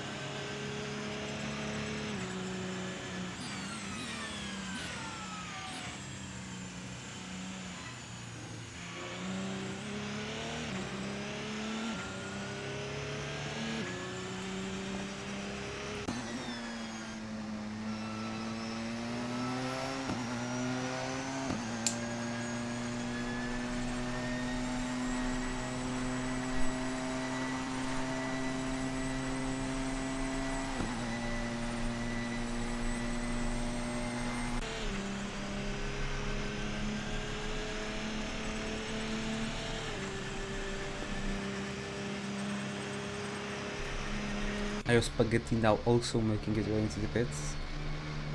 P6 after falling down to P10 at some point.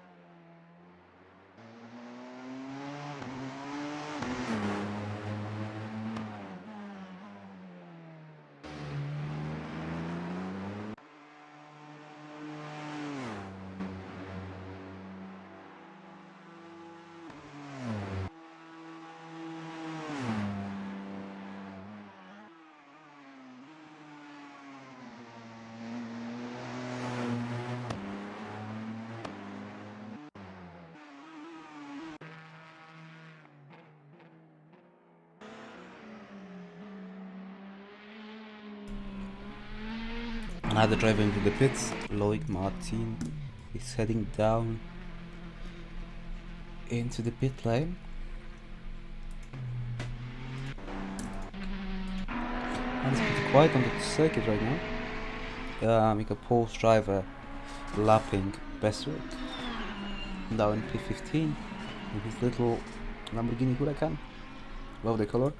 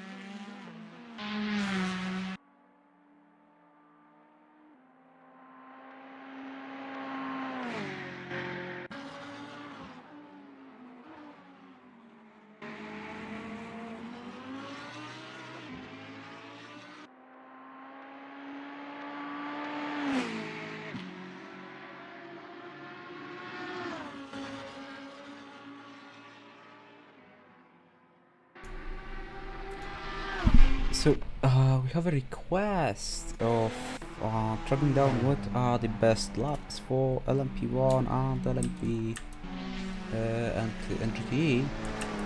I'm pretty sure I can't check that right now, sadly. I don't think so. But I'm not entirely sure how to check that, sorry. But oh, and I think that was Eugene making his marking his wheels in the gravel. But he's alright. And yeah, no real fight going on right now, no real scraps, just plain sailing through the night.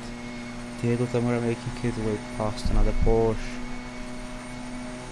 In the meantime, we can check on our drivers. Josh Mckee, he's been sim racing for 7 months.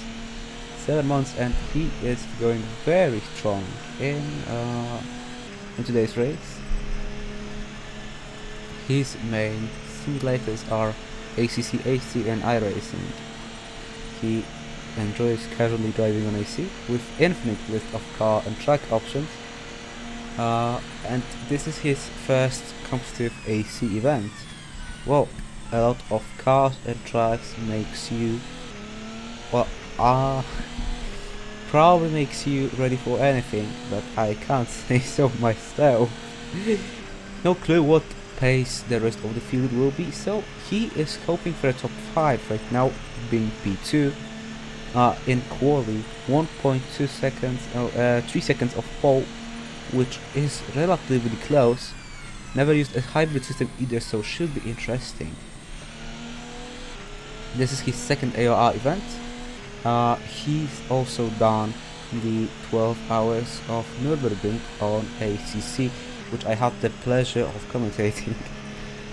And he's from the UK, he's 16, Also great to see such young sim racers. Well, remember this sim racing is for both the young and the old. We're welcoming to anyone. He used to compete in karts and decided to take on sim racing late last year.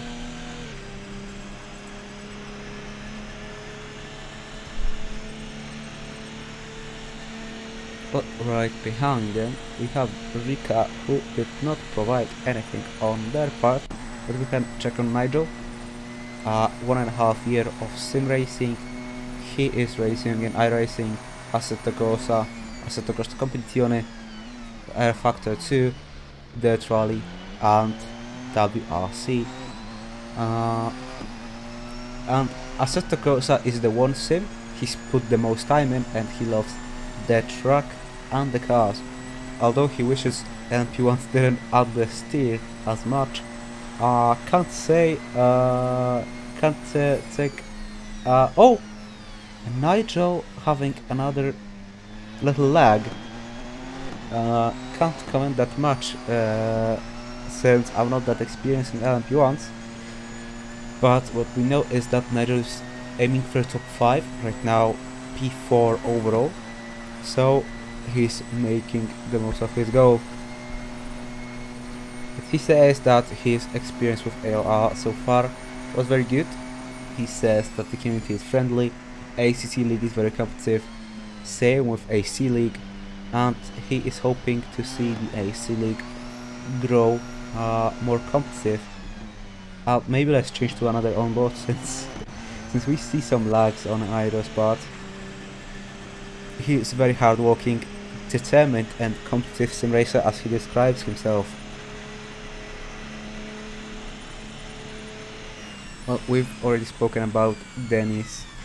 Bjorkfest. Oh, whoa. And some issues here on the braking, perhaps too much brake bias onto the front. But he is all alive and well. Back on the way, making it past co-HP in his Audi in the last place. With Audi looking very plain in the inside, I think that is the 2014 R8, if I'm not wrong. A nice car nonetheless.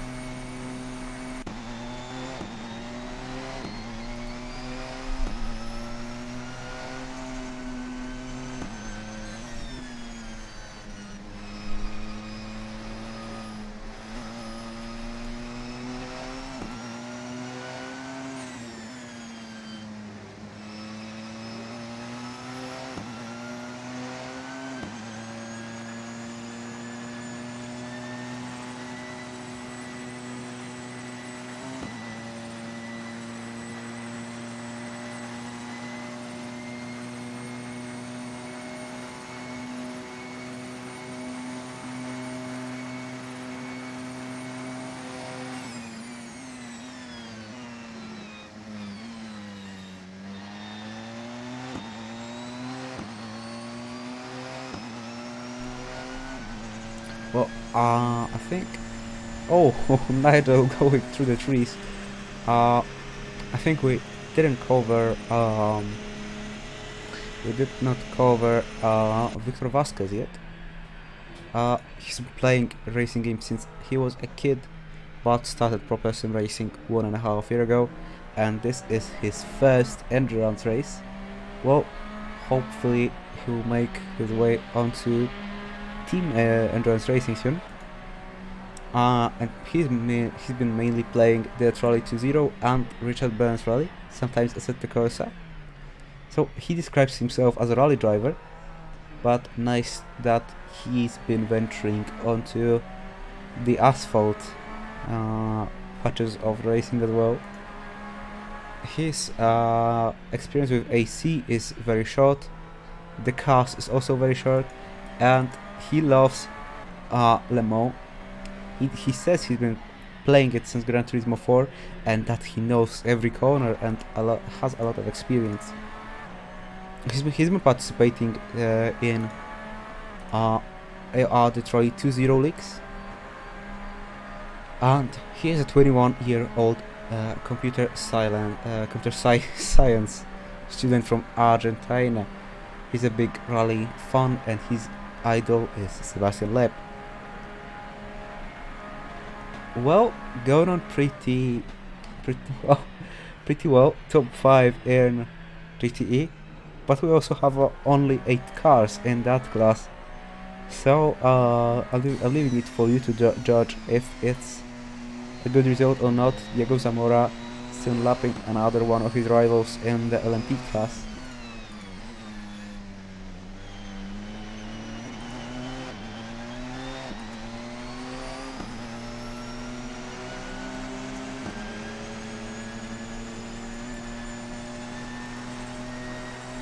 And he is true.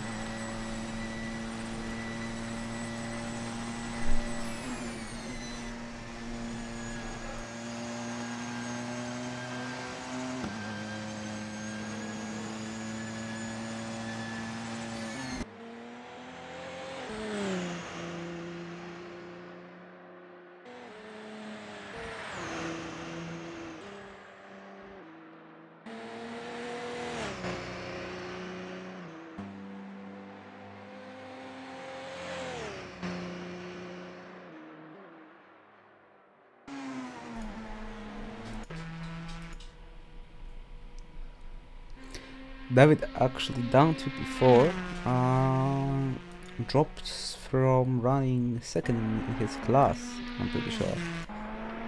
The changes at the front though, with Mckee leading all the time in that green, very green Ferrari.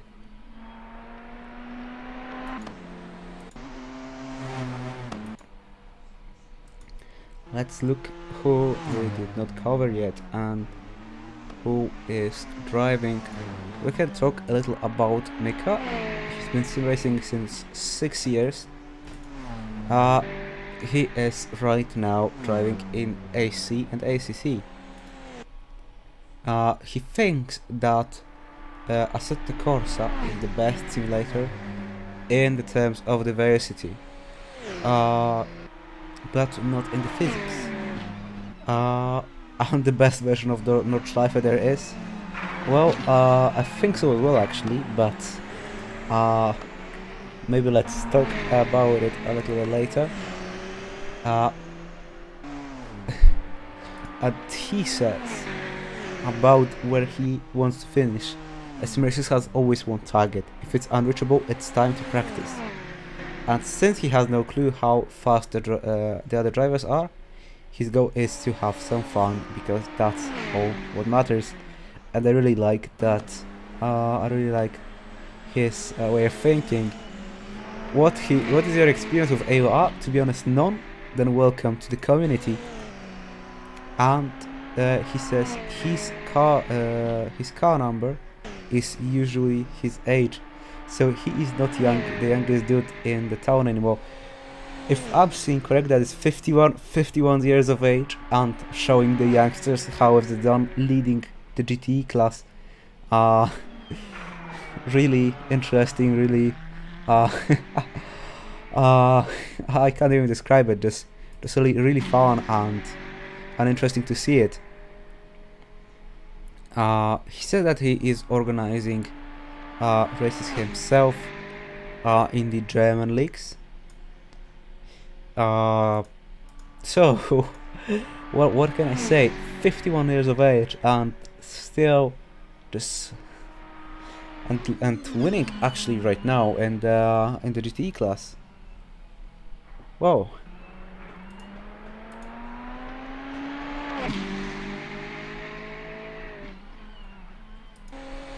Let's go on to Dennis Bjorkfest. His sim racing adventure started in 2017, but his Simcade adventure, Simcade, if you don't know, games venturing between the arcade and sim racing world. He's been playing those since the mid 2000s, and his main simulator is ACC. He has 626 hours on AC and 1000 hours on ACC. Wow! And again, no idea what the field's pace will be, but he wants to run high mid pack, which he is doing. So another goal reached. He's racing in Tier 3 in ACC GT3 Season 7 in the series since Season 3. He's 24 years old. He's living in Finland, and he drives an Audi Quattro. Great car. His idol is Niki Lauda. Oh. And he says he's a farmer, so he knows his tractors. I'm not that experienced in the tractor field of things, but nice to see someone is. Oh, and I haven't seen it before. Rika also provided some commentary on himself. He's sim racing since a year, right now in P3 by the way. He's racing in AC, ACC and iRacing, and this is his first ever AC online race. A lot of new drivers, new considering, haven't raced in AC or had little experience in AC before. His goal is just to finish. I think he's doing a little bit over that, driving right now in P3. He's done multiple GT3 seasons in ACC, and every ACC endurance AR has hosted. Definitely a lot of experience in the GT3 field. He is from Germany, 21 years old, computer science student. He obviously likes car and endurance racing, and he says his life isn't interesting, but I will not comment. In my opinion, racing is a very interesting hobby. So Diego's still leading, of course. Nothing much has changed here. Josh Mckee in P2, Rika Takanashi in third. In the LMP1 class, GTE having those little changes from time to time, but it's Mika, full driver, leading from... Oh!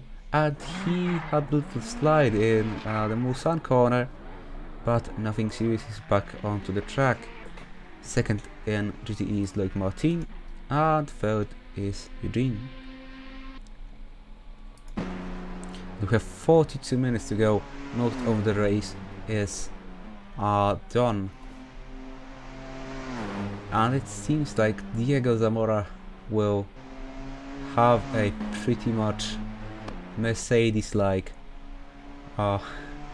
win today, if obviously if nothing changes, but we still have 42 minutes, so something could change for the better of the or for the worse, but we're gonna see.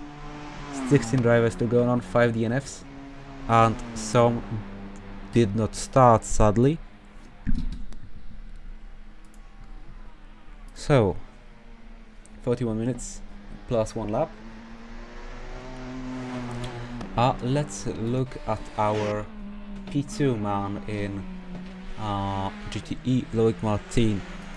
He is racing for he's sim racing for about a year. His most played sim is iRacing, and his experience with AC, the Le Mans track and the GTE cars is 0, as he described. He's aiming to finish the race, and it is his first race with AOR, so welcome to the community. And he describes himself as a 15-year-old Belgian sim racer that is doing rental car. Another really young sim racer. Obviously, every age is good to start sim racing.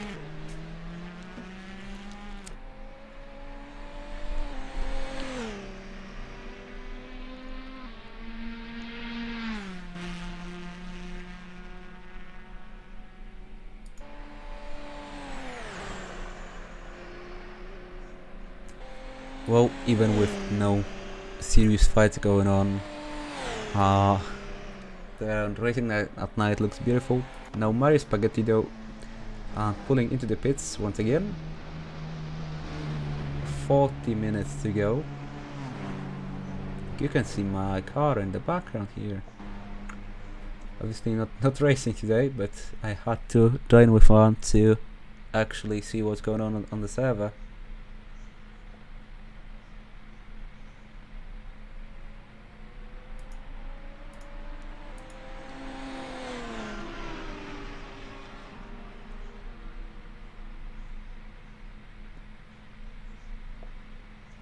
Mario standing still in the pits. Let's change to someone else.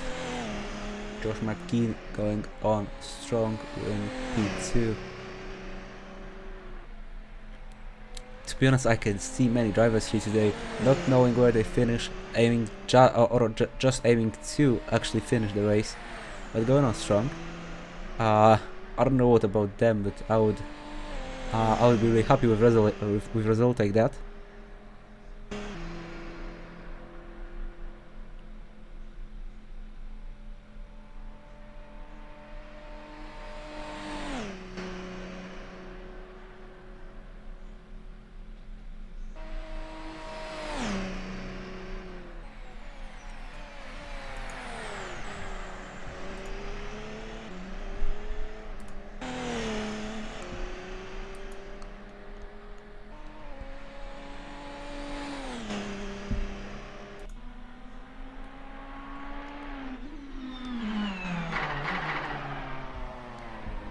Oh, and I think that's Eugene going wide. Let's see what happened there.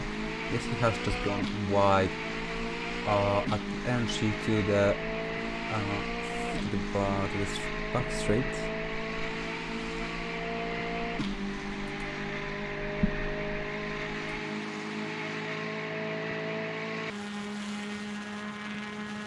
Oh, and that has allowed David Grundström to gain some momentum on him. Let's follow him and see if he will catch up. We can also see the sun is rising up, and soon we will be back to running in the daylight. And Diego Zamora has pulled into the pits, but we will not be looking at that right now.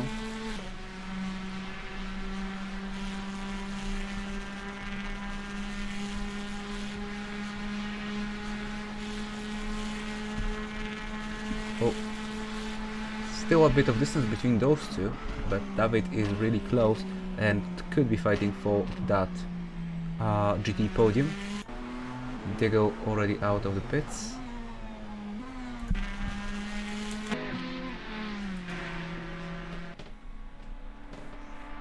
Will Diego get more closer?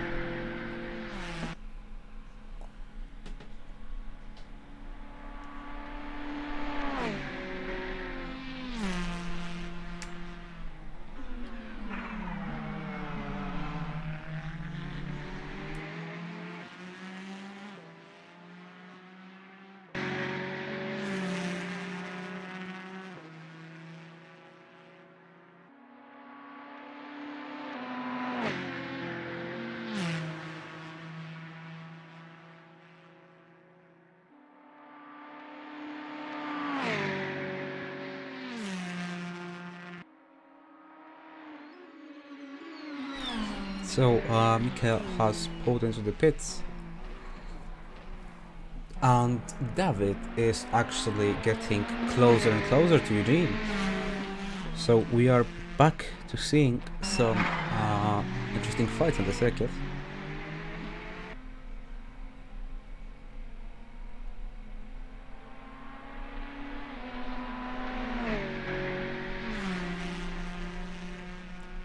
But so far it's Eugene who has the higher ground.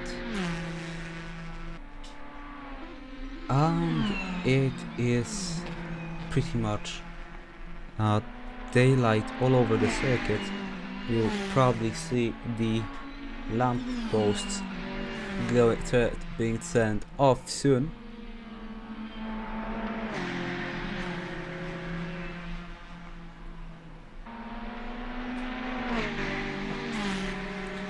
35 minutes to go. Nothing changing right now, but could be still an interesting fight for the GTE podium.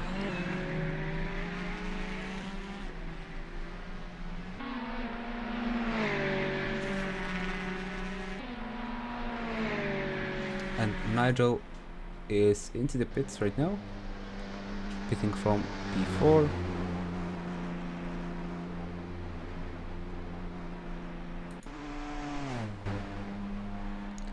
Diego Zamora obviously still leading.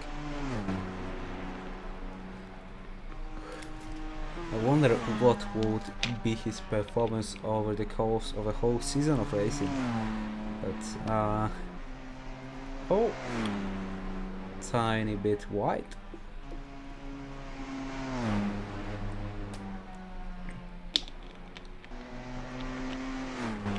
Oh, and we have another driver having issues. That's Loic Martin disconnecting. Oh no. What has happened to Louis? Oh no.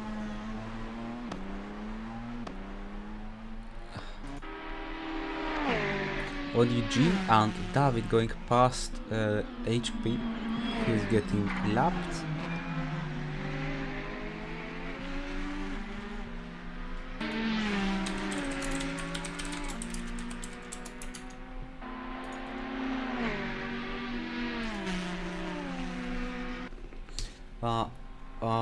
So we are down to 15 runners. Louis says he has killed his race like a noob, and we have an update. He has gone straight into the wall, and that's race over. Really sad news. Retired from P2 in his class. That promotes David Grundstrom into P2 and Victor Vasquez up into P3. And from what Louis says, his mistakes come from tiredness. That's really unlucky. Excuse me, that promotes Eugene into P2 and Grundstrom into P3.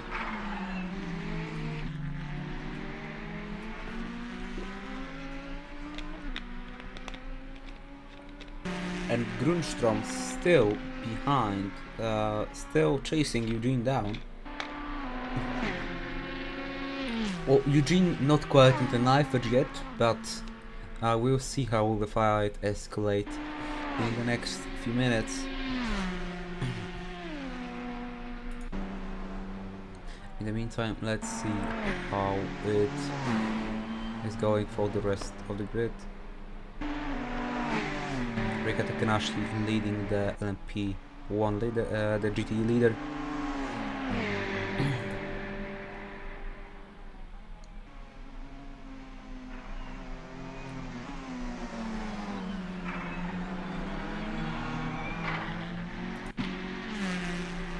Oh, and David getting ever closer.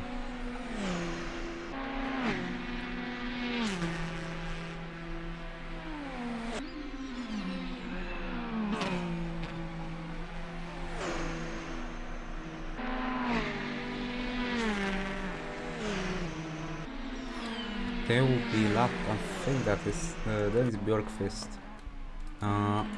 pretty soon.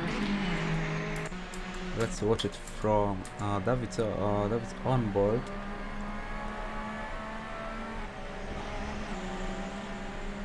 And then if it's true, he will fly past Eugene soon as well. Well, getting held up, Eugene did not want to let him pass, but nonetheless he will go through on the straight. No real issues there, except for a little time whilst getting held up. But for now, Bjorkfest isn't involved in any fights. And Grundstrom actually, and almost losing it out the exit of the S's of no, the wrong corner, excuse me, of Dunlop. but he is still right behind Eugene.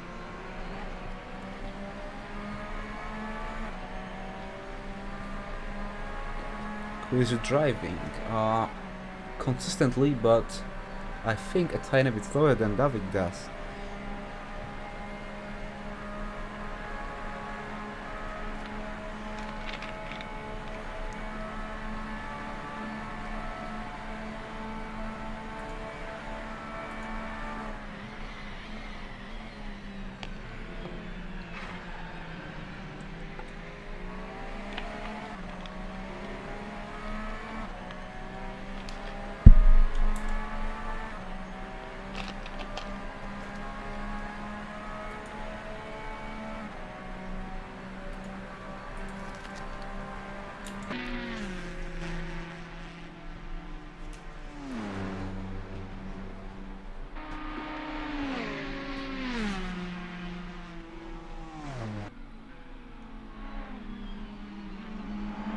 Another LP, that is Nigel Dropling, still lapping those two.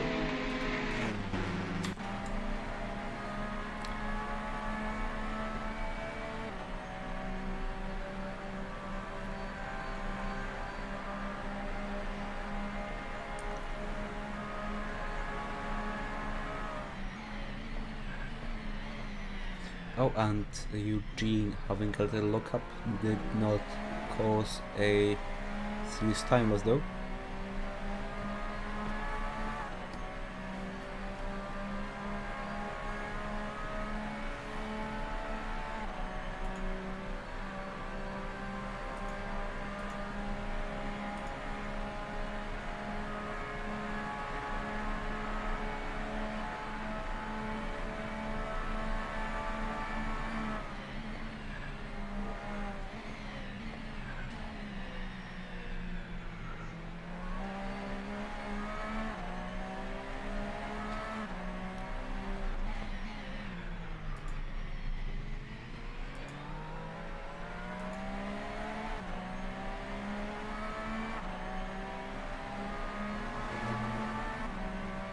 And then another car lapping the GT2s. Well, David still not being able to get past Eugene, following him well from quite some time. He still has 27 minutes to make a move. No rush.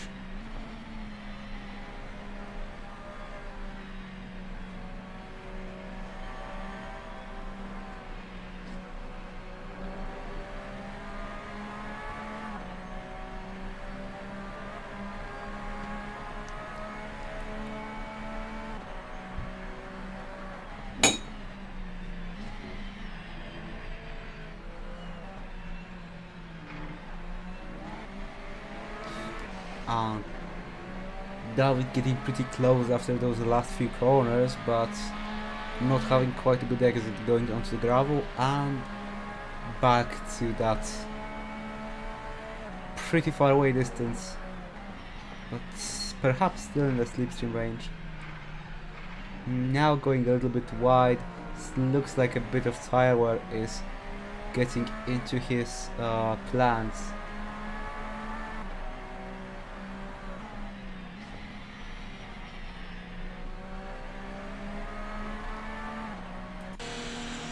Let's look what's going on somewhere else. Josh Mckee going on very consistent and strong in P2.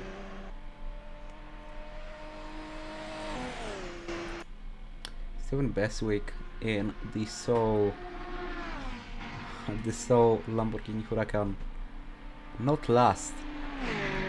So I'm not sure if the Huracan is actually slower than the GT cars, but if I think that is true, so he can probably consider that a success. And Josh Mckee pulling into the pits just now. Another pistol for him. Cole HP not that far off Beswick actually. I think could fight for that P14.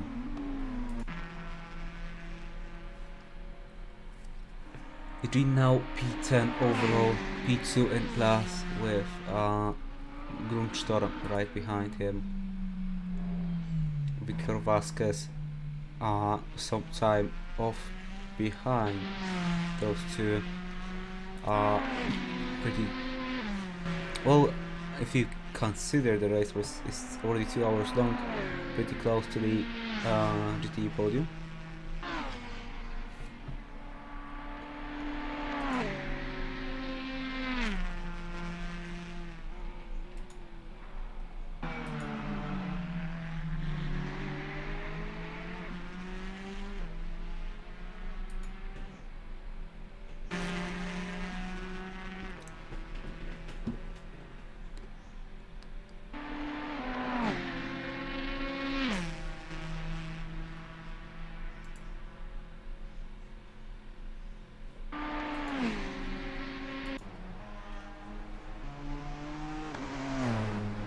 Nigel in a beautiful Golf livery running in P5 and just following what the car in Harry Potter did right here, but it happens every now and then.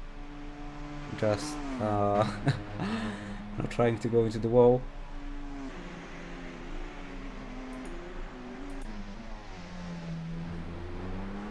Fluttering in P6. Then is Bjorkfest now lapping the GTE leader, and actually Nigel isn't that far off. Has Nigel woken from slumber and he's now fighting for P4? We are gonna see. Well, they're pretty close to each other. You can see.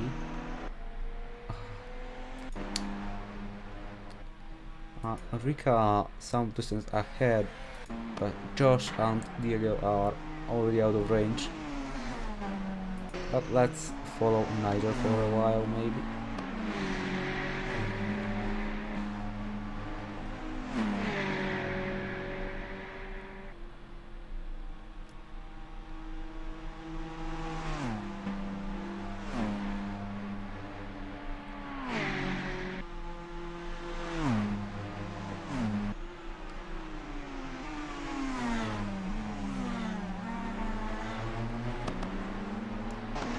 Still not close enough, but he is getting lapped by Diego. Just can't describe how fast this guy is today.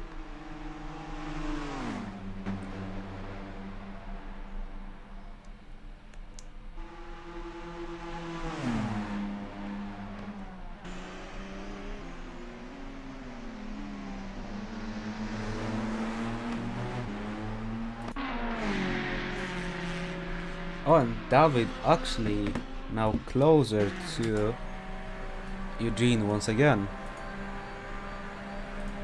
Well, every now and then he gets close, but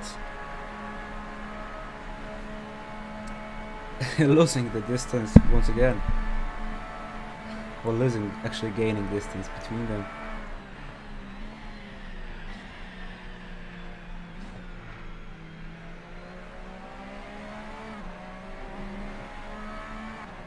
And now pretty close to him once again.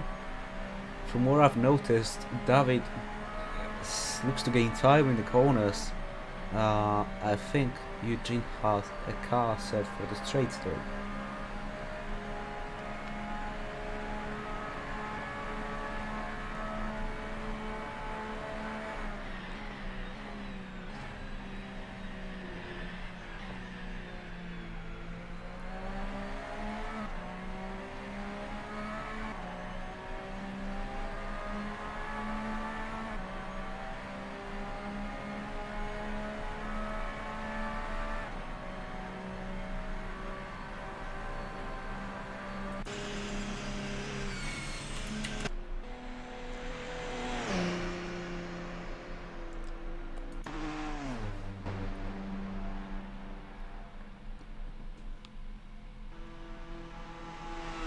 a little over 20 minutes to go. Also, obviously, one more lap to finish off. Well, 2 hours behind us. There's Bjorkfest now heading into the pit lane.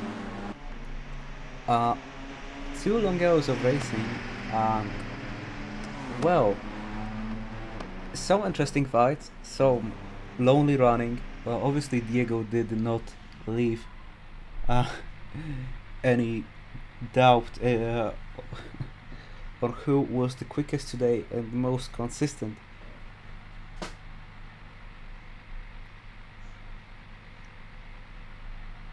And Dennis will stay in the pit lane for a while.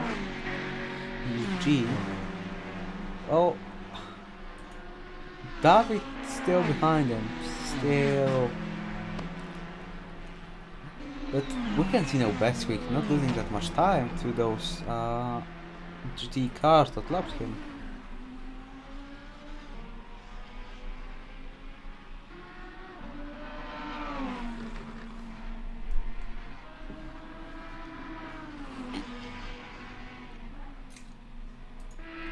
Co-running in P15.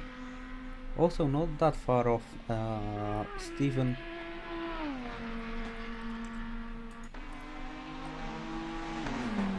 Now Aerosmart getting lapped by Diego and by Nigel.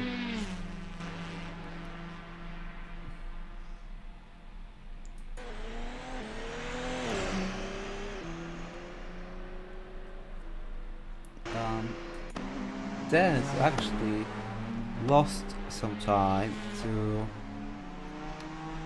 Nigel, so I think we won't see those two fight anytime soon.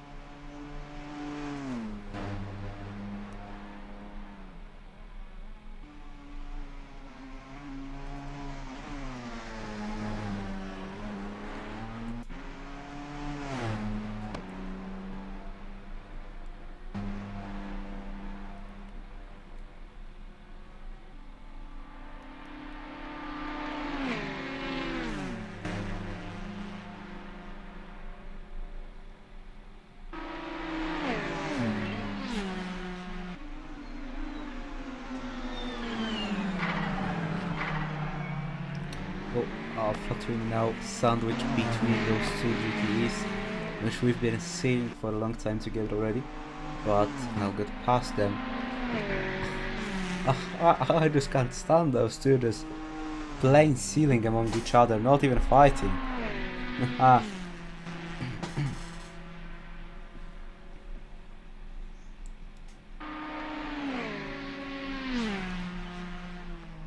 I just want to see some fighting, some scraps between those two, but we just can't get anything. I don't know, it feels like a pre-race contract not to disturb each other. Obviously joking, but would be nice to see some fights between those two. Bestwick now getting lapped.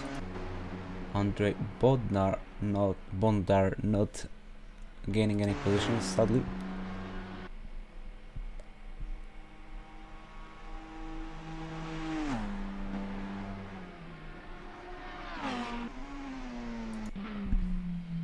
We didn't see much of Aerosmart in this race. Let's see how is it going for him.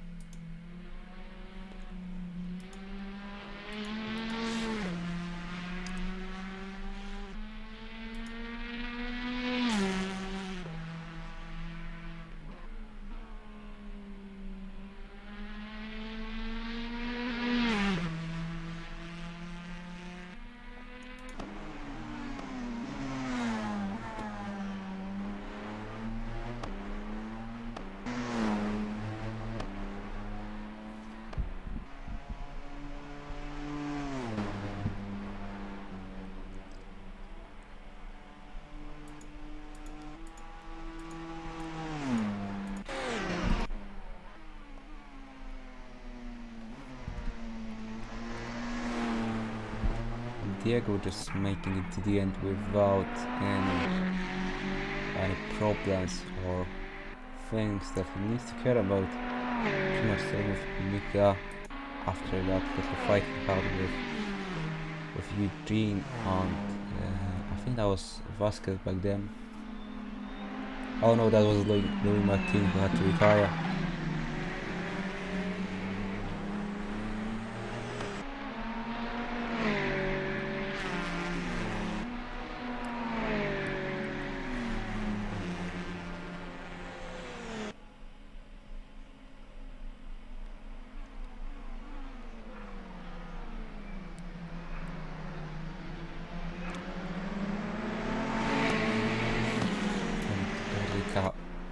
Making a stop once again.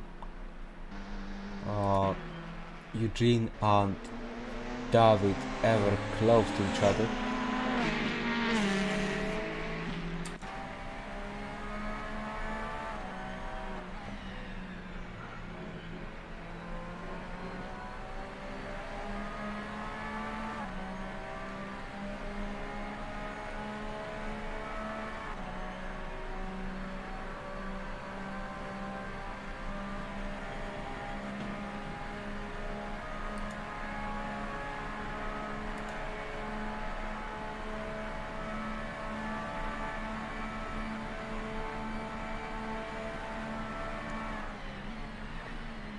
Oh, Eugene having a little lockup into the chicane.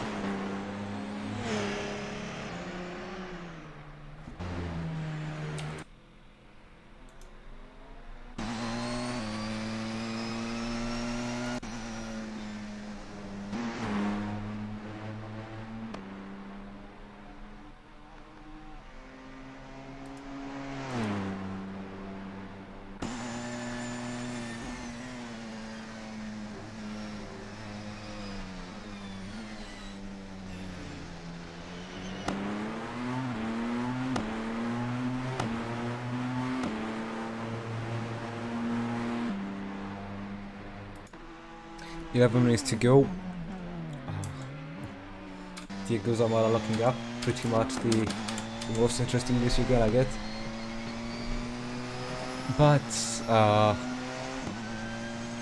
doesn't seem like we will get any bits of racing, of close racing in those last 10 minutes, unless David and Eugene will wake up from the no fight slumber and give us some tooth and nail fight.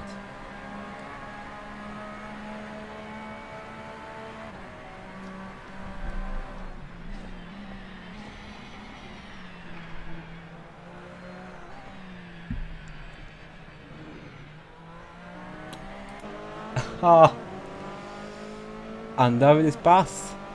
David has passed Eugene finally. I can't believe it.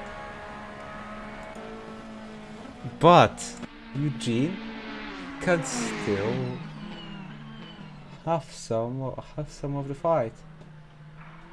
And 10 minutes to go, and David Grundstrom has passed Eugene and made it into PC. LGT.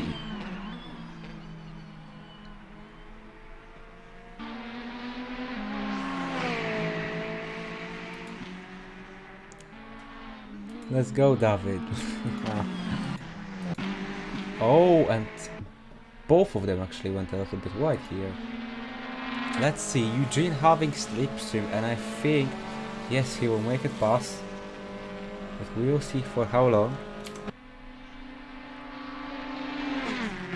David lining up right behind and trying to do the same with the benefit of slipstream, but like I said earlier, I think that Eugene's car is set more for the straight, and he is taking the full advantage of that setup.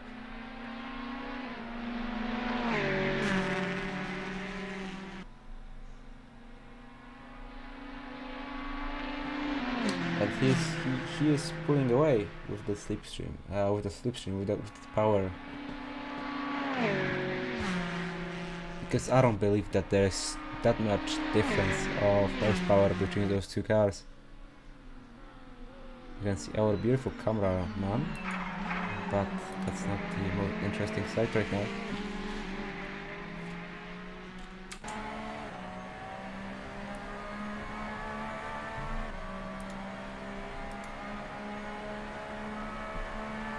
Oh yes, Louis, you did not crash for nothing. David can make it into P2 right now. But we're gonna see some corners ahead of us. Maybe that will be the chance for David.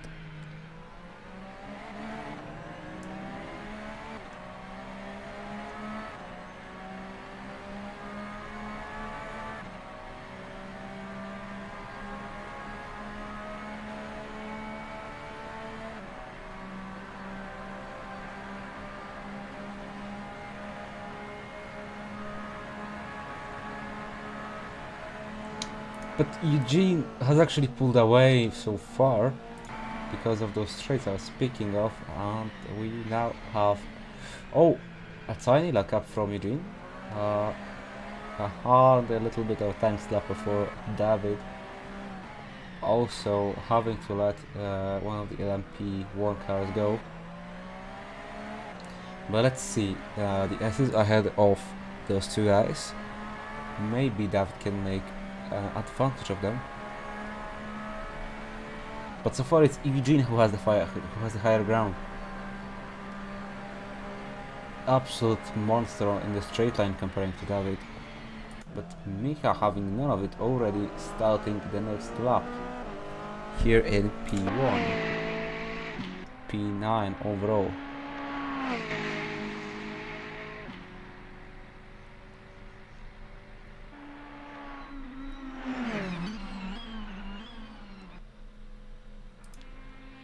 Victor Vasquez in P4 plain sailing long distance ahead or behind the top three runners.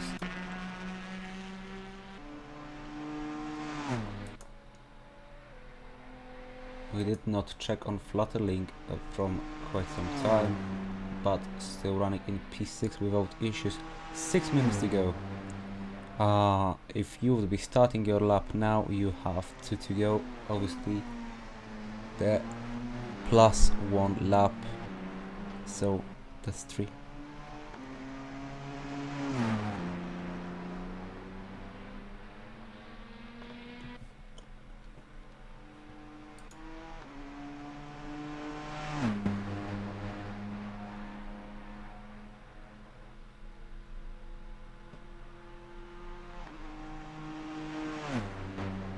Let's see how is it going on for our leader. Starting another lap, that is lap 40. Time for another 2.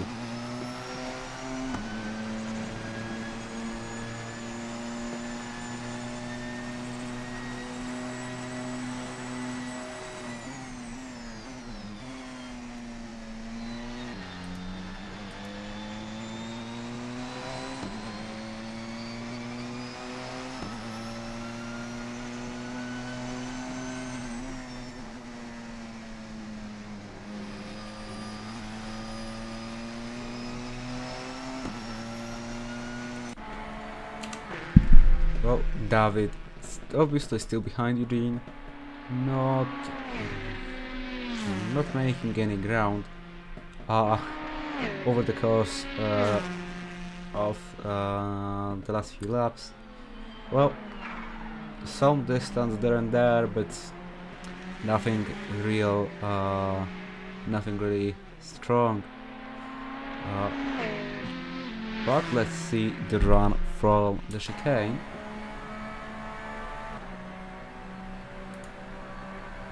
Yes, the Ferrari either seems really OP, or that those are the drivers, because we have two Ferraris leading the GT class, and behind them are three Porsches, excuse me. So either something is wrong with the BOP, or the drivers are really going strong.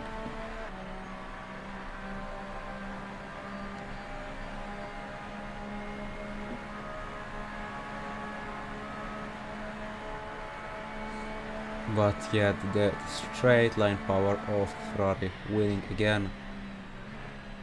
Let's check Josh Mckee. Last lap was 3:28.8. Strong lap time, 3 minutes to go.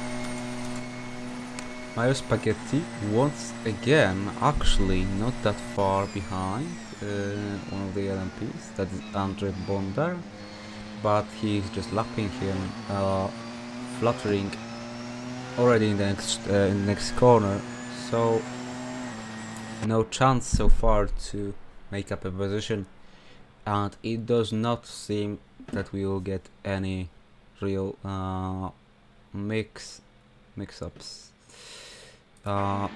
in the current standings.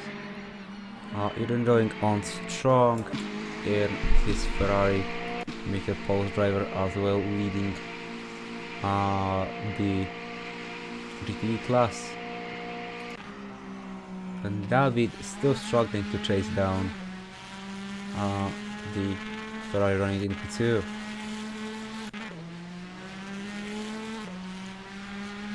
Last minute, not counting the additional finishing lap, and we will finally crown a winner of the race. Ko HB running in P15 in his Audi. Oh, that's the 2009 Audi, not 2014. So that could explain why is it so much behind the other GT class cars.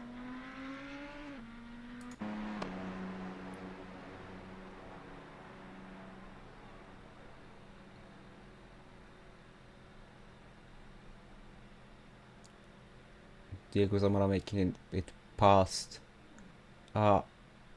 David Brunstorm probably the last time in this race, and it's 5, 4, 3, 2, 1, and the timer has run out.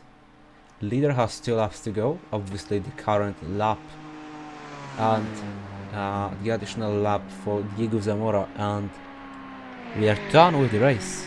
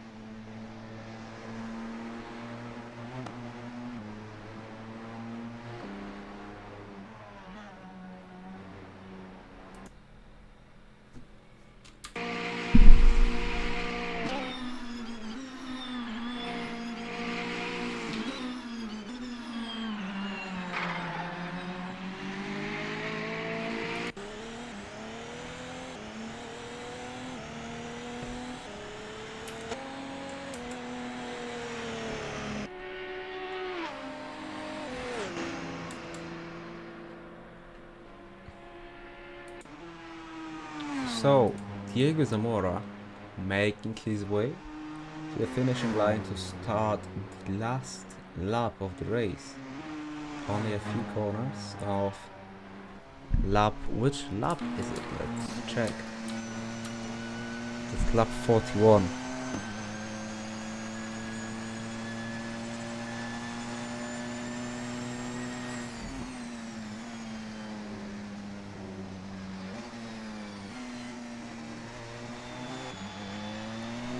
And we see Diego crossing the line, and he has started the last lap of today's Le Mans 2.4 hours.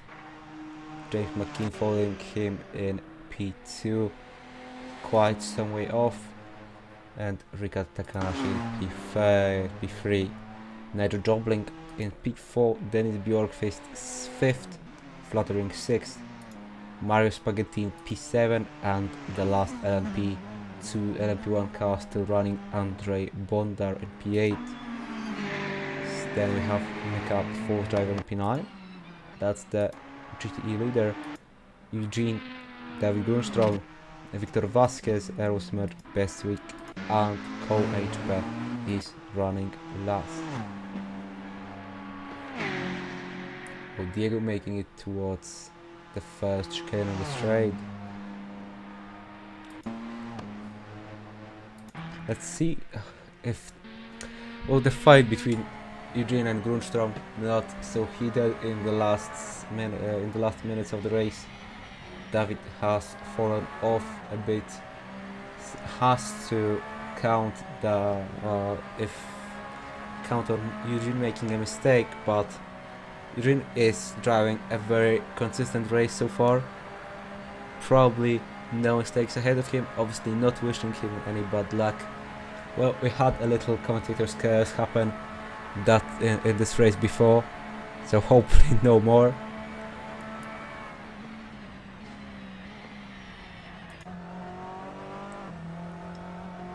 Short shifting from Eugene. Wonder if that helps him with the pace in the Ferrari.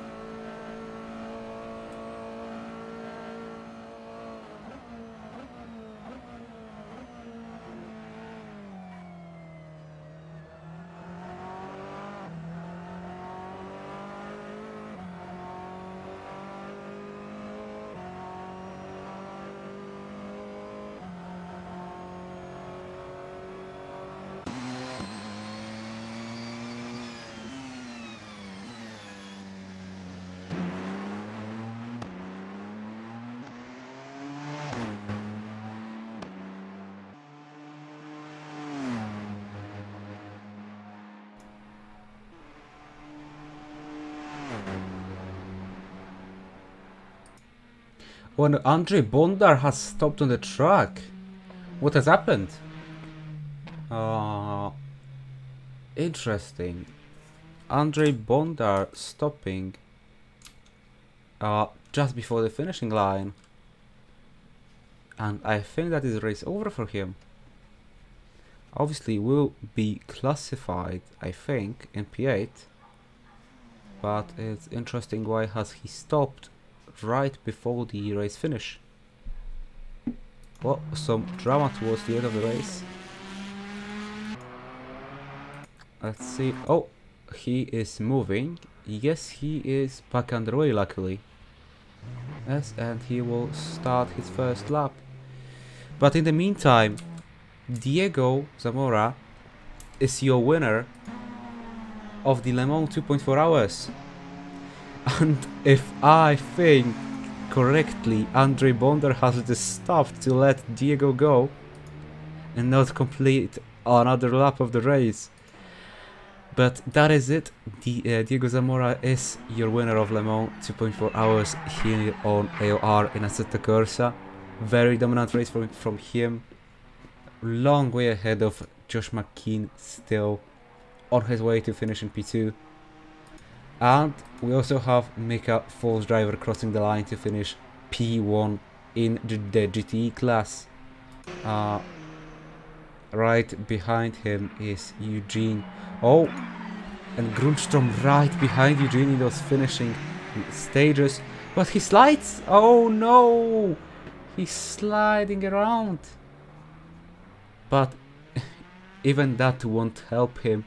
He will finish third, right behind Eugene in those finishing few last seconds. There was a little hope that he can actually overtake him after all.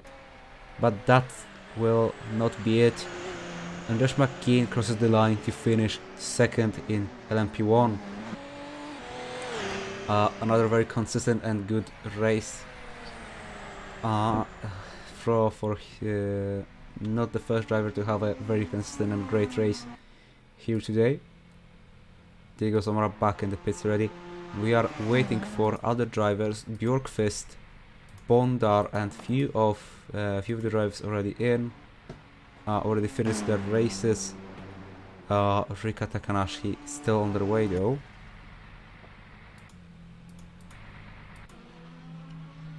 And here is Victor Vasquez crossing the line in P4 in the GTE class, P12 overall.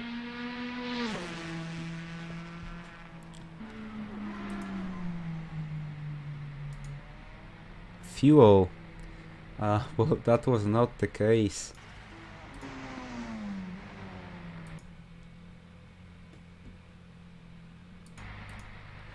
Well, Rika now crosses the line in P3, and it looks like it will be the end of today's Le Mans 2.4 hours. It's a wrap. And thank you, thank you to everyone for watching. Thank you to the great coordinators who hosted this race. Helped me a lot with organizing. With organizing the stream, of course. I have to say I wasn't that good with setting up Assetto Corsa at work. Thanks to everyone watching, like I said. And what can I say? See you next time. Have a beautiful evening or night. It's 11 PM where I live, or any other part of the day to everyone who's living across the pond or on the other regions of the world.